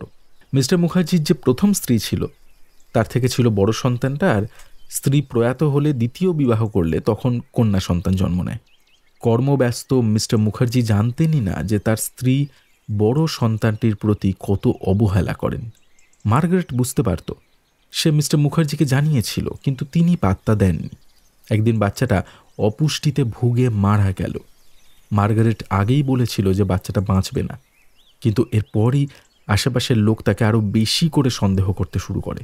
হ্যাঁ, এটাও আমার লেখা, আর এটাও সত্যি ঘটনা। আশ্চর্য বিষয়টা কি জানেন? এভরিওয়ান ইজ আ মুন বইটার কাহিনীতে যে 12টা গল্প আছে সবকটাই সত্যি ঘটনা। মার্গারেটও সত্যি ছিল, আর আমি আরও একটা সত্য জেনেছি। শুনবেন? বলুন না, শুনলে কি আপনি বলবেন না? বলবেন, অবশ্যই বলবেন। গল্পগুলো আপনার লেখা নয়, লেখাটা আসলে মার্গারেটের। মার্গারেট নিয়মিত ডায়েরি লিখত। ডায়েরিতে সে তার একাকী জীবনের কাহিনী লিখে রাখত। আপনি হুবহু নকল করেছেন। কিভাবে করেছেন? যদি না বলি? মার্ক টুয়েনের কথাটা আসলেই বাস্তব। সকলেরই অন্ধকার দিক থাকে যেটা সে সব সময় লুকিয়ে রাখে। আপনার অন্ধকার দিক হলো যে আপনার বিখ্যাত হওয়া কোনো গল্পই আপনার নিজের নয়। ঠিক বললাম? ভয়ে কুঁকড়ে গেছিলেন লেখিকা। ভয়ে ভয়েই বললেন, হ্যাঁ, এই বাড়িটা কেনার পর একটা ডায়েরি আমি পাই। সেটা মার্গারেট নামই কারোর ছিল। সেটাতেই এই গল্পগুলোই ছিল। এই বাড়িটা আসলে এক সময় মার্গারেটেরই ছিল। ব্রজেশ মার্গারেটের বাবা অ্যালেক্স ডিসুজার কাছ থেকে এটা কিনেছে। মার্গারেট মৃতদের কথা শুনতে পেত, অথবা বলতে পারেন মৃত্যু প্রেডিকশন করতে পারত। আর মার্গারেটের ধারণা ছিল সে এই ক্ষমতা পেয়েছে মৃত্যুর সঙ্গে থাকতে থাকতে। অ্যালেক্সের কফিন বানানোর ব্যবসা ছিল, এমন এক ব্যবসা যা মৃত্যু সম্পর্কিত। মায়ের স্নেহ ছাড়াই মার্গারেট অ্যালেক্সের কাছে বড় হয়েছে। কফিন বানানোর সময় সে পুরোটা সময় বাবার কাছে থাকত, বাবাকে কাজ করতে দেখত। সেই সময় কোনোভাবে সে এমন ক্ষমতা অর্জন করে। আর আপনি যে ঘরে লেখালেখি করেন সেই ঘরটাই ছিল অ্যালেক্সের কফিন বানানোর ঘর। ভীষণ অবাক হলেন অনামিকা। বেশ কিছুক্ষণ চুপ করে থাকেন, তারপর ধীরে ধীরে বলেন, এত যখন জেনেছেন তাহলে এও বলুন যে মার্গারেট এখন কোথায়? আপনার নিশিরাত পড়ে ঘটনাগুলো খুঁজতে খুঁজতে মার্গারেট সম্পর্কে যেটুকু জানা, কিন্তু সে এখন কোথায় তা আমি কি করে জানব? আপনি অ্যালেক্সকে জিজ্ঞেস করেননি? এখনও করতে পারেন। আমি যদি জানতাম মার্গারেটের লেখা গল্পগুলো আমার জীবন বদলে দেবে, তাহলে আগেই জেনে রাখতাম যে সে কোথায়। তবে এখন আর সেটা সম্ভব না। কেন? কারণ খবর পেয়েছি যে কিছুদিন আগেই অ্যালেক্স মারা গেছেন। এই প্রপার্টিটা বিক্রি করার পর সে বোনের বাড়িতে থাকতো, কার্শিয়াংয়ে। অসুস্থই ছিল। কিছুদিন আগে খবর পেলাম অ্যালেক্স আর নেই। কিন্তু মার্গারেটের একটা ইতিহাস আমি রিসেন্ট শুনেছি। সেটা সত্যি না মিথ্যে আমি জানি না। শুনেছেন? কোথায়? অদ্ভুতভাবে তাকালেন লেখিকা। বললেন, কেন? ওই আমাকে যে গল্প বলে মেয়েটা। কি শুনেছেন? মার্গারেটের এক দাদা ছিল, অলিভার। সে এখানে থাকতো না, গ্যাংটকের দিকে গাড়ির ড্রাইভার ছিল সে। তার পাঠানো টাকাতেই সংসার চলত। যখন বাড়ি ফিরত তখন মার্গারেটের চালচলন নিয়ে বাবার কাছে প্রশ্ন তুলত অলিভার। আশেপাশে সকলেই মার্গারেটকে ডাইনি বলতে শুরু করেছিল। অলিভার চেয়েছিল বোনকে কলকাতা নিয়ে গিয়ে ভালো ডাক্তার দেখাতে। তার ধারণা মার্গারেট মানসিকভাবে অসুস্থ। সে বোনকে এখানে আর রাখতে চাইতো না। বিয়ের চেষ্টা করেছিল, কিন্তু বুঝেছিল তার বোনের বিষয়ে এত বেশি কথা বাইরে উঠছে যে বিয়ে দেওয়া সম্ভব না। ওদিকে মার্গারেটের তখন এক প্রেমিক জুটেছে, সম্ভ্রান্ত ধনী হিন্দু পরিবারের এক যুবক বড় হয়েছে কলকাতায়। কলেজ পাশ করে বাবার পর্যটন ব্যবসা বোঝার কাজে দার্জিলিং এসেছে। এসেই এক কফি শপে দেখা হয়ে যায় সুন্দরী মার্গারেটের সঙ্গে। তারপর বন্ধুত্ব গড়ায় প্রেমে। সহজ সরল মার্গারেট তখন ডাইনি অপবাদ নিয়ে একাকিত্বে ভুগছে। আশেপাশের পরিচিতরাও তাকে এড়িয়ে চলে। যুবক কিন্তু মার্গারেটের এই একাকিত্বের কারণ জানতেন, জেনেই সম্পর্ক তৈরিতে আগ্রহী হয়েছিলেন। ওদিকে বন্ধুহীন মার্গারেট তার এই হিন্দু প্রেমিকটিকে আঁকড়ে ধরে। সুযোগ নিলেন যুবক, সুন্দরীর সঙ্গে শারীরিক সম্পর্ক হয়। মাত্র 6 মাসের সম্পর্কেই মার্গারেট গর্ভবতী হয়ে পড়েন এবং যা হয়, মার্গারেট যুবককে বিয়ের জন্য চাপ দিতে শুরু করে। কিন্তু প্রেম যতটা নির্দ্বিধায় করা যায়, বিয়ে তো নয়। যুবক বুঝলেন এইবার সময় এসেছে মার্গারেটকে ঝেড়ে ফেলার। যুবক দার্জিলিং আসা কমিয়ে দিলেন, কিন্তু মার্গারেট অপেক্ষা করতে লাগলো। যুবকের ঠিকানায় গিয়ে খোঁজ করত সে। যুবক আসতো না। যুবক আসতে না চাইলেও ব্যবসার কাজে যুবককে দার্জিলিং আসতেই হয়। এদিকে লোক জানাজানির ভয়ে আড়ষ্ট মার্গারেট একদিন দেখা করে যুবককে সব জানায়। যুবক পরিষ্কার বলে দেয় এই বিয়ে তার পক্ষে করা সম্ভব নয়। কারণ হলো তাদের ধর্ম, মার্গারেট খ্রিস্টান এবং সে সম্ভ্রান্ত হিন্দু ব্রাহ্মণ। তাছাড়া মার্গারেটের সম্পর্কে আশেপাশের এলাকায় যা খবর ছড়িয়ে আছে, তার বাবা এই বিয়ে কিছুতেই মানবেন না। সম্পত্তি থেকেও বেদখলও করতে পারেন। যুবক মার্গারেটকে পরামর্শ দেয় সে যেন গর্ভপাত করিয়ে নেয়। বেশ কিছু টাকাও সে দেয় মার্গারেটকে, এবং তাকে যেন আর বিরক্ত না করে। কিন্তু ফল হয় বিপরীত। মার্গারেট বাড়ি ফিরে সুইসাইড নোট লিখে সব কিছু জানিয়ে যায়, এমনকি যুবকের নামও। বাবার কফিন বানানোর ঘরে এসে মার্গারেট যখন আত্মহত্যা করে, মার্গারেটের বাবা অ্যালেক্স তখন বাড়ি ছিল না, কিন্তু তার দাদা অলিভার বাড়ি ফিরেছিল। সে দুপুরে বোনকে খুঁজতে এসে বোনের লাশ দেখতে পায়। সঙ্গে পড়ে থাকা নোট থেকে সব জানতে পারে। সবাই ভাবে মার্গারেট ডাইনি নিজে মরে সবাইকে শান্তি দিয়ে গেছে। অলিভার বোনের অন্ত্যেষ্টিক্রিয়া সম্পূর্ণ করে, কিন্তু সুইসাইড নোটের কথা কাউকে কিছুই জানায় না। অলিভার গোপনে খুঁজতে থাকে সেই হিন্দু যুবককে এবং খুঁজেও পায়। যুবকের দার্জিলিংয়ের বাড়িতে একদিন বেনামি চিঠি লেখে অলিভার। লেখে যে মার্গারেট আর তার ব্যাপারে সমস্ত সত্যিটা সে জানে। মার্গারেট মারা যাওয়ার আগে চিঠিতে সব জানিয়ে গেছে। যুবক যদি চায় যে কথাটা জানাজানি না হোক, তাহলে যেন অবশ্যই এই পাইন বনে এসে দেখা করে। যুবকও পাইন বনে গিয়ে দেখা করলেন। অলিভারের কাছে ছিল ওদের বংশেরই পুরনো একটা রাইফেল। অলিভার ভেবেছিল এই পাইন বনেই তাদেরই নিজস্ব জমিতে যুবককে হত্যা করে এখানেই পুঁতে ফেলে বোনের প্রতি হওয়া অত্যাচার আর অপমানের প্রতিশোধ নেবে। যুবক পাইন বনে এলে অলিভার তার সামনে আসার আগেই দূর থেকে বুলেট ছোড়ে, কিন্তু যুবকের কান ঘেঁষে গুলি গিয়ে লাগে গাছের গুঁড়িতে। যুবক দৌড়ে পালিয়ে যায় ওই সরু পথ বেয়ে নিচের উপত্যকায়। অলিভার দৌড়ে গিয়ে রক্ত দেখতে পায়। সেভাবে যুবক এবার পুলিশ নিয়ে ফিরে আসবে। অবিত হয়ে কারাগারে বন্দি থাকার চেয়ে সে বাড়ি ফিরে ওই রাইফেল দিয়েই নিজের বুকে বুলেট বিধিয়ে আত্মহত্যা করে। তারপর সেই যুবকের কি হলো? সে খুব চালাক, জানেন। সে জানতো এই বিপদে তাকে তার বাবাই একমাত্র সাহায্য করতে পারে। সব খুলে বলে বাবাকে। বাবা সঙ্গে সঙ্গে তাকে বিদেশ পাঠিয়ে দেয়। বাগডোগরা হয়ে দমদম এয়ারপোর্ট বাবা ছেলের টিকিট আর ব্যাগ নিয়ে অপেক্ষারত ছিল। পুলিশ একবার যুবককে খুঁজতে খুঁজতে কলকাতা গিয়েছিল। যুবকের বাবা বললেন তার ছেলে ব্যবসার কাজে বেশিরভাগ দার্জিলিংয়েই ছিল ঠিকই, কিন্তু গত বছর পর্যন্তই। তারপর সে কলকাতায় ফিরে আসে। হয়তো অলিভার নামে কারোর সঙ্গে দেখা হয়ে থাকতে পারে, কিন্তু এইসব লোকের সঙ্গে তার ছেলের ঘনিষ্ঠতা হতে পারে না। কদিন আগেই তো সে MBA করতে লন্ডন চলে গেছে। যুবক কি আর ফিরলেন? পাইন বনের ভিতর দিয়ে আবারও হাঁটতে শুরু করলেন অমিতেশ। দূরে গাছ কাটার যন্ত্রের সেই বিকট শব্দ ভেসে আসছে। বেশ কয়েক বছর পর, এটা কিন্তু কেউ জানে না, মানে পুলিশও না। MBA পাশ করে যুবক ফিরে এলে দেখা গেল তার বাবা যে বছর ছেলের MBA ক্লাসে ভর্তির কথা বলেছিল, অর্থাৎ 2000 সালে, সেটা আদৌ সত্যি নয়।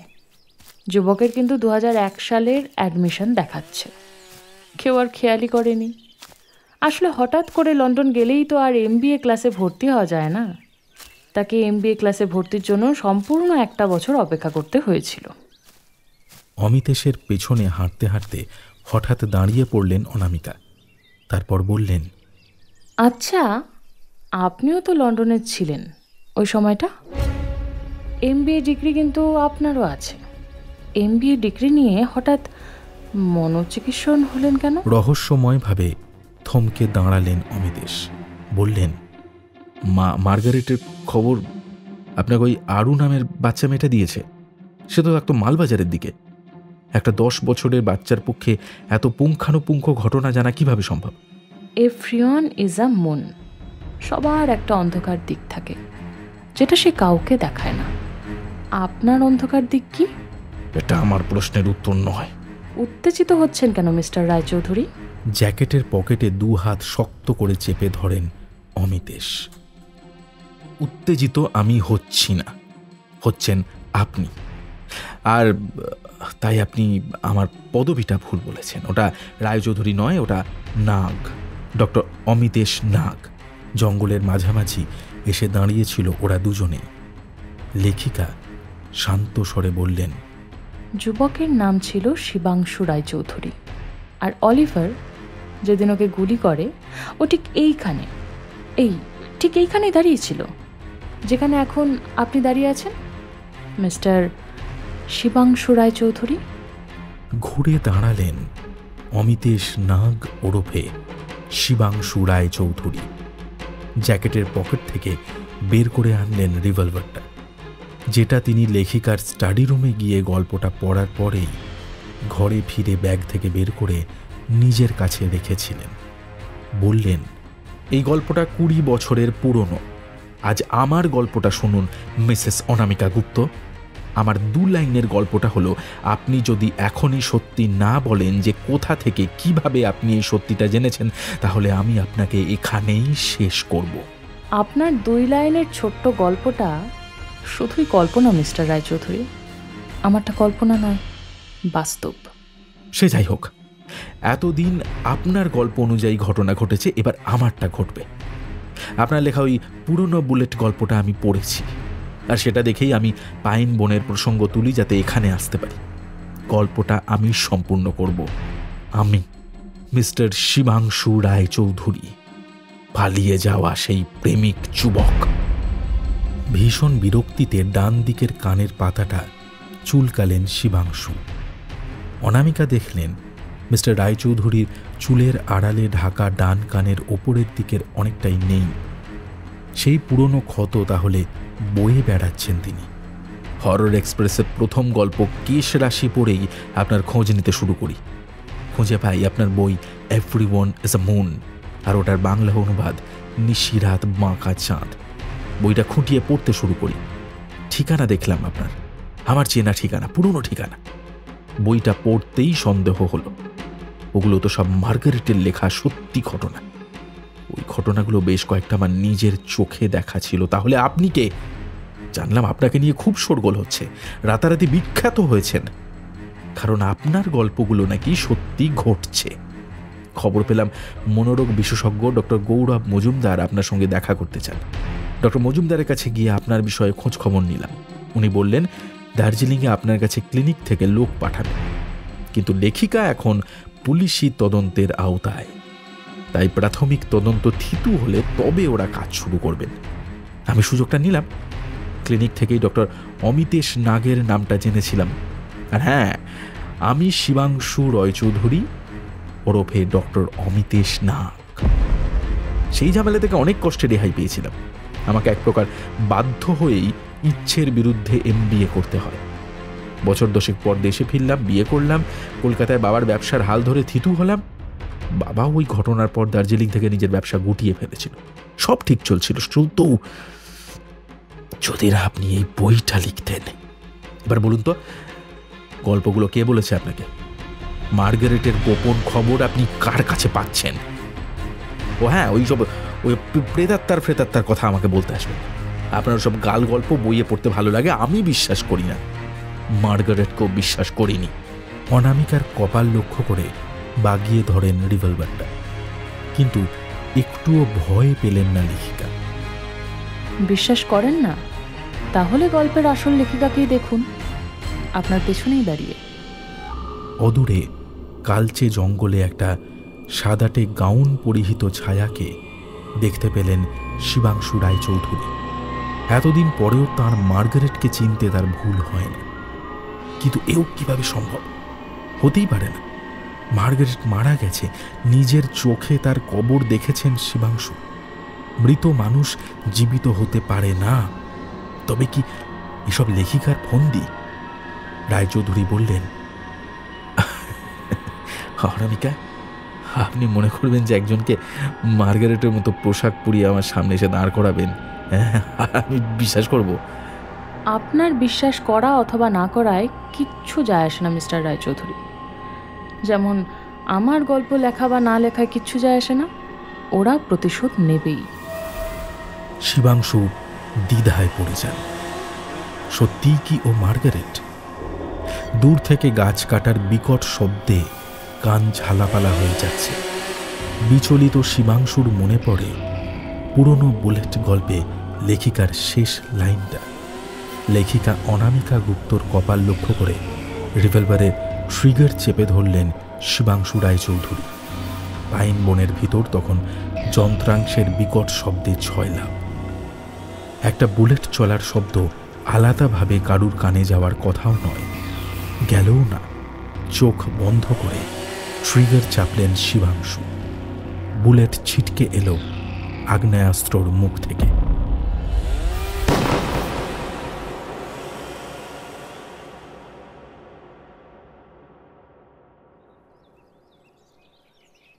কিভাবে কি হলো পুরোটা বলুন মিসেস গুপ্ত। আপনার গল্পগুলো ভীষণ জীবন্ত। শুধু তাই নয়, শেষ 3টে মৃত্যু ঘটেছে আপনারই উপস্থিতিতে। আপনাকে স্পটে পাওয়া গেছে প্রতিবার। আর আপনি আমাকে বিশ্বাস করতে বলছেন যে সাইকোলজিস্টকে আপনি মারেননি? শুভঙ্কর সেন নতুন করে জেরা করতে বসেছেন। উনি কোনো সাইকোলজিস্ট ছিলেন না। হ্যাঁ, এটা সত্যি যে উনি মিথ্যা নাম ভাড়িয়ে এসেছিলেন, কিন্তু আপনি স্পটে ছিলেন। একটা রিভলভারও ওখানে পাওয়া গেছে। ওতে আমার হাতের ছাপ নেই। আর শিবাংশু রায়চৌধুরীকে মারা হয়েছে রাইফেল দিয়ে। সেটাই তো, রাইফেলটা কোথায় লুকিয়েছেন? আমার কাছে কোনো রাইফেল নেই। আজও কিন্তু আপনি সত্যি বলছেন না লেখিকা। এতগুলো খুন হলো, এগুলোর সঙ্গে আপনার কোনো সম্পর্ক নেই, তাও আপনি। আমি কিন্তু বাধ্য হব আপনার বিরুদ্ধে চার্জশিট পেশ করতে। কি লিখবেন আপনি? আমি টাইম ট্রাভেল করে অতীতে গিয়ে রাইফেল ছুঁড়ে এসেছি? মানে আপনি আমার গল্পটা পড়ুন, সব বুঝবেন। পড়েছি, আপনি ওই লোকটার অতীতটা জেনে ফেলেছিলেন, কিন্তু কিভাবে জেনেছিলেন? না, পুরো গল্পটা আপনি পড়েননি, কারণ শেষ পাতাটা এখনও আমার কম্পিউটারেই আছে। বেশ কিছুক্ষণ ক্রোধিত দৃষ্টিতে লেখিকার দিকে তাকিয়ে রইলেন শুভঙ্কর সেন। তারপর চেয়ার টেনে সামনে বসে বললেন, আচ্ছা বেশ, যা কিছু ঘটেছে আপনার ভার্সনটাই বলুন না হয় শুরু থেকে। অ্যালেক্স ডিসুজার কাছ থেকে ব্রজেশ গুপ্তর দার্জিলিংয়ের এই প্রপার্টি কেনা থেকে শুরু করে মার্গারেটের লেখা ডায়েরি খুঁজে পাওয়া এবং সেই লেখা নিজের নামে ছাপিয়ে রাতারাতি বিখ্যাত লেখিকা হয়ে ওঠার সমস্ত ঘটনাই বলেন অনামিকা গুপ্ত। বললেন, এরপর থেকেই আমি লিখতে বসলেই মার্গারেট আমাকে দেখা দিত। খুব ভয় পেয়ে গিয়েছিলাম প্রথমে। ওর কাছে ক্ষমাও চাই। আমি বলেছিলাম সমস্ত সত্যি কথা আমি আমার পাঠকদের কাছে জানাবো যে এই লেখা আমার নিজের নয়, সেই ক্ষমতাও আমার নেই। কিন্তু মার্গারেট তা চায়নি। ও আমার মধ্যে দিয়ে ওর প্রতিশোধ নিতে চেয়েছিল। শুধু ওর নিজেরই বা বলি কিভাবে, মৌমি গোস্বামী, রজতাভ মিত্র, অনিতা পাকরাশি থেকে শুরু করে গোপাল মল্লিক, জয়জিৎ গুচ্ছাইত, প্রায় সকলের অতীত একে একে বলে গেছে ও। আর বলে গেছে কিভাবে তাদের মৃত্যু হবে। মার্গারেট বলেছে আর আমি লিখেছি। আরু নামের ওই ছোট্ট বাচ্চাটার কথা বলতে গিয়ে মার্গারেটই আমায় বলেছিল যাতে গোপাল মল্লিকের মৃত্যুর সময় আমি মর্গে উপস্থিত থাকি। পুলিশ যেন আমাকে গ্রেপ্তার করে, আমাকে জেরা করা হলে যেন আমি আরুর প্রসঙ্গ তুলি, এবং জয়জিৎ আমাকে অপহরণ করার ভুল করেন। মাতৃহারা মার্গারেট শৈশবে ওই একা খেলতে খেলতে ওর বাবার বানানো কফিনে ঢুকে ঘুমিয়ে পড়ত। তখন থেকে ওর মধ্যে একটা অলৌকিক ক্ষমতা জন্মায়। ও মৃত্যু দেখতে শুরু করে। কার, কখন, কোথায়, কবে, কিভাবে মৃত্যু হবে আগাম জানতে পারত ও। সকলকে সচেতন করতে থাকে মার্গারেট, কিন্তু কেউ ওর কথা বোঝেনি, কেউ ওকে বিশ্বাস করেনি। প্রথম যখন কেশরাশি গল্পের ঘটনাটা সত্যি হলো, সেদিন জানলাম শুধু মার্গারেট নয়, ওরা সকলেই চায় ওদের বিশ্বাসঘাতকদের এইভাবেই শাস্তি হোক। আমি লিখি আর মৃতরা প্রতিশোধ নেয়। সব বুঝলাম। আপনি বলছেন শিবাংশু রায়চৌধুরীকে হত্যা করেছে মার্গারেটের আত্মা। মার্গারেটের অতৃপ্ত আত্মা যদি বন্দুকি চালাতে জানে, তাহলে আগেই কেন মেরে ফেলল না? আপনাকে কেন দরকার পড়ল তার? শিবাংশু তো প্রায় 2 সপ্তাহ ধরে আপনারই বাড়িতে থাকছিলেন। মার্গারেট প্রতিশোধ নিয়েছে। সে গুলি চালায়নি, চালিয়েছে তার দাদা অলিভার।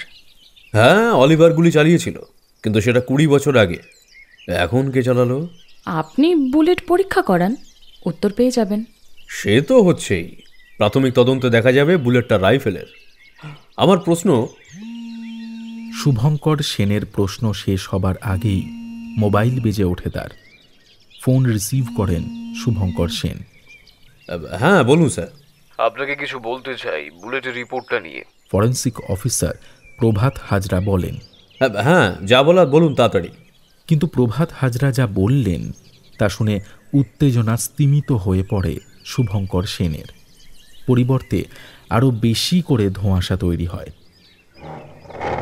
সশব্দে চেয়ার টেনে বসলেন শুভঙ্কর।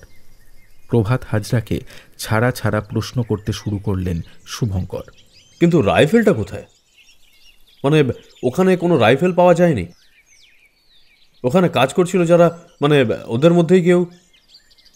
হ্যাঁ, আমি দেখছি। মোবাইল বন্ধ করে দ্বিগুণ রাগ চেপে অনামিকাকে প্রশ্ন করেন।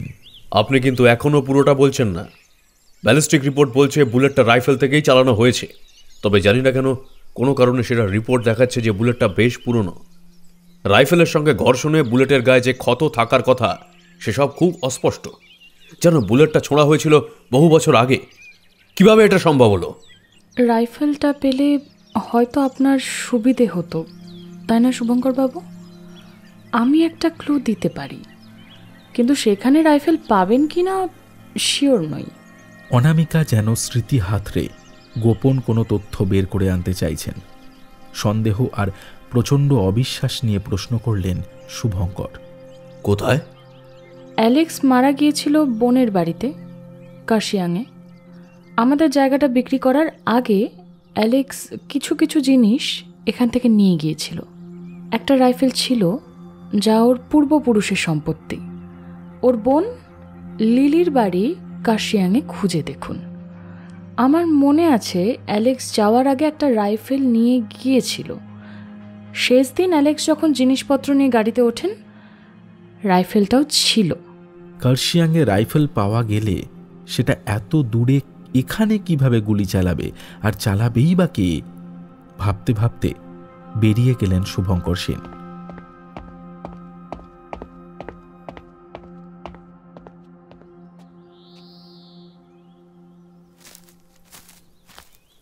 অদ্ভুত না স্যার, 20 বছর আগে ছোঁড়া বুলেট, আর সেই বুলেটের সামনে এসে অপরাধীকে দাঁড় করিয়ে দেওয়া হলো।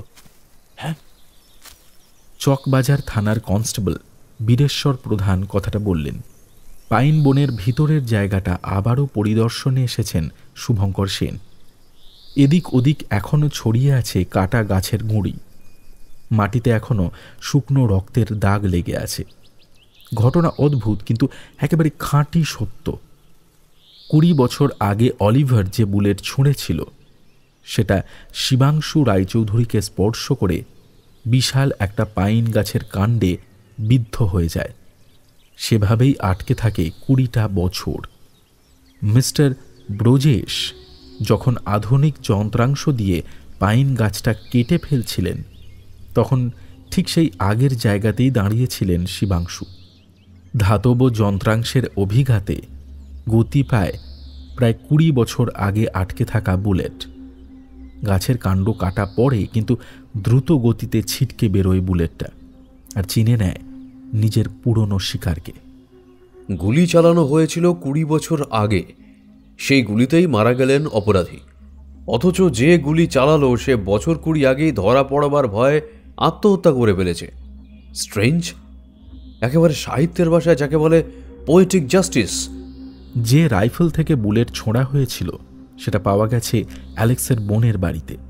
অ্যালেক্স ডিসুজার পূর্বপুরুষের সম্পত্তি। অ্যালেক্সের রাইফেলের কথা বলতেই লিলি বের করে দেয় রাইফেল।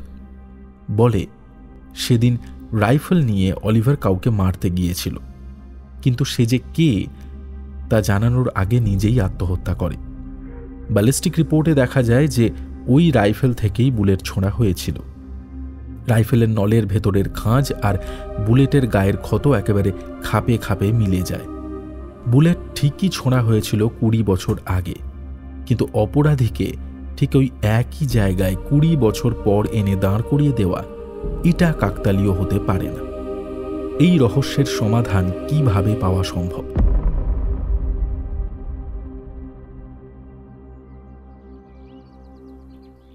লিখছেন এখনো? স্মিত হেসে প্রশ্ন করলেন শুভঙ্কর। আগামীকাল ফিরে যাচ্ছেন কলকাতা, কিন্তু তার মন হয়তো পড়ে থাকবে এই শহরেই। তিনি কিছুতেই অনামিকা গুপ্তর প্রেতাত্মার তত্ত্ব বিশ্বাস করতে চাইছেন না, তাই শেষ একবার চেষ্টা করে দেখতে চান যদি লেখিকার রহস্য ভাঙতে পারেন। কি করব বলুন, আমার শাস্তি এটাই। আমাকে ওদের কথা শুনে যেতে হবে, লিখেও যেতে হবে। অনামিকা বসেছিলেন কম্পিউটারের সামনের চেয়ারে। আবারও সেই পাগলের প্রলাপ মনে মনে ভাবলেন শুভঙ্কর। লেখিকা বললেন, চা বা কফি করে আনি? ব্রজেশ এখনো ফেরেনি, চম্পাও আজ ছুটিতে। আপনি আসবেন আগে জানলে ওকে ছুটি দিতাম না। শুভঙ্কর সেন না বললেন না। লেখিকা উঠে রান্নাঘরের দিকে চলে গেলেন। সোফায় হেলান দিয়ে বসেছিলেন শুভঙ্কর। হঠাৎ ওর মনে হয় তিনি ছাড়াও কেউ আছে এই ঘরে। মনে হলো যেন লেখিকার চেয়ারের পাশের খালি আরাম কেদারাটা ছেড়ে উঠে কেউ সোফায় ও ঠিক পাশে এসে বসল। পাশেই সোফার গদিটা খানিকটা বসে গেল। এই নিন আপনার কফি। লেখিকা কফির কাপ ধরিয়ে দিলেন শুভঙ্করের হাতে। আপনি বিশ্বাস করেন না যে গল্পগুলো আমাকে মার্গারেট বলছে। আমার গল্প আপাতত ছাপা হচ্ছে না। 6টা গল্পের চুক্তি হয়েছিল, ছাপা হয়ে গেছে। নতুন চুক্তি ছাড়া নিশির গল্প আর কাউকে দিচ্ছি না। চুক্তি পছন্দ না হলে নিজের খরচায় বই করব, কিন্তু প্রকাশিত হওয়ার পর আপনি বুঝবেন ঘটনাগুলোতে সত্যিই আমার হাত নেই।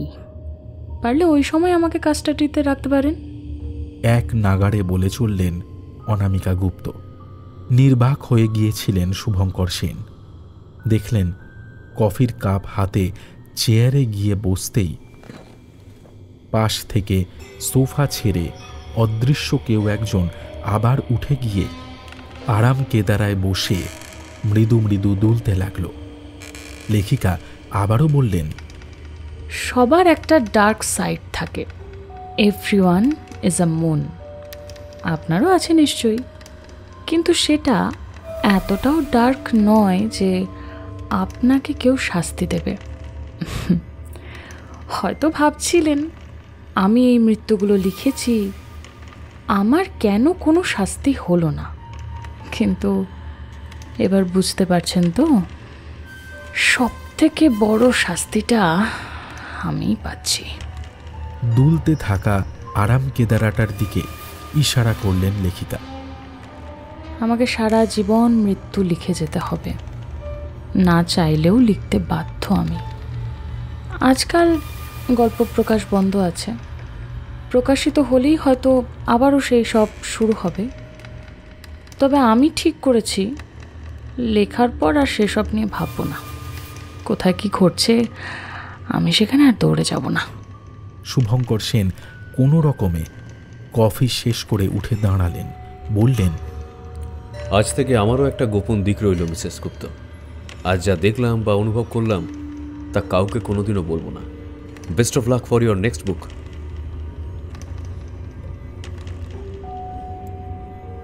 গাড়ির চালকের আসনে বসে বাড়িটার দিকে তাকাতেই লেখিকার স্টাডি রুমের জানলাটা দেখতে পেলেন শুভঙ্কর। পর্দার ওপারে টেবিল ল্যাম্পের আলো জ্বলছে, সেই আলোয় ফুটে উঠছে সিলুয়েট দৃশ্য। লেখিকা কম্পিউটারের সামনে বসে টাইপ করছেন, আর একজন মহিলা আরাম কেদারায় দুলে দুলে গল্প বলে চলেছেন। খুব স্বাভাবিক দৃশ্য, কিন্তু শুভঙ্কর জানেন দৃশ্যটা ঠিক কতটা অপার্থিব। বাড়ির মাথায় পরিষ্কার আকাশে আজ একটা সরু কাস্তের মতো চাঁদ উঠেছে।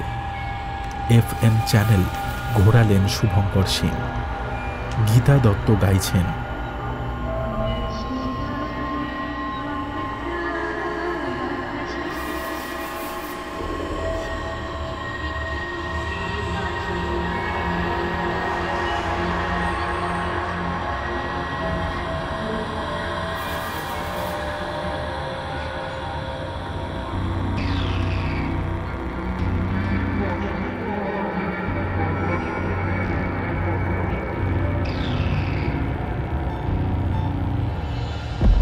শুনছিলে নিশিরাত গল্পের অন্তিম পর্ব। লেখিকা দীপিকা মজুমদার, গল্প পাঠ রণদীপ নন্দী। অন্যান্য চরিত্রে অভিনয় করেছে তৃষা ভট্টাচার্য, রণদীপ নন্দী, পার্থ, তমাল, কুন্তল, ইন্দ্রনীল, ঋদ্ধি, তৃষা, বর্ণিশা, শিপ্রা, লিও, প্রদীপ্তা, রুভিনা ও অস্মিতা। শব্দগ্রহণ রণজয়। আবহ সৃষ্টি করেছে ম্যাক্স ওরফে ইন্দ্রজিৎ। সহযোগিতায় লিও এবং হানাবাড়ি প্রোডাকশন। নির্দেশনায় স্মিতা এবং এই পোস্টার ডিজাইনটা করেছে আর্ট যোগী। তাহলে কেমন লাগলো আজকের গল্প? অবশ্যই কমেন্টে লিখে জানি, আর লাইক, শেয়ার এবং সাবস্ক্রাইব করে সঙ্গে থেকো আমাদের। তাহলে আজ এই অবধি। আমরা আসছি তাড়াতাড়ি নতুন একটা গল্পকে সঙ্গে করে নিয়ে। ততদিন সবাই ভালো থেকো, ভয়ে থেকো।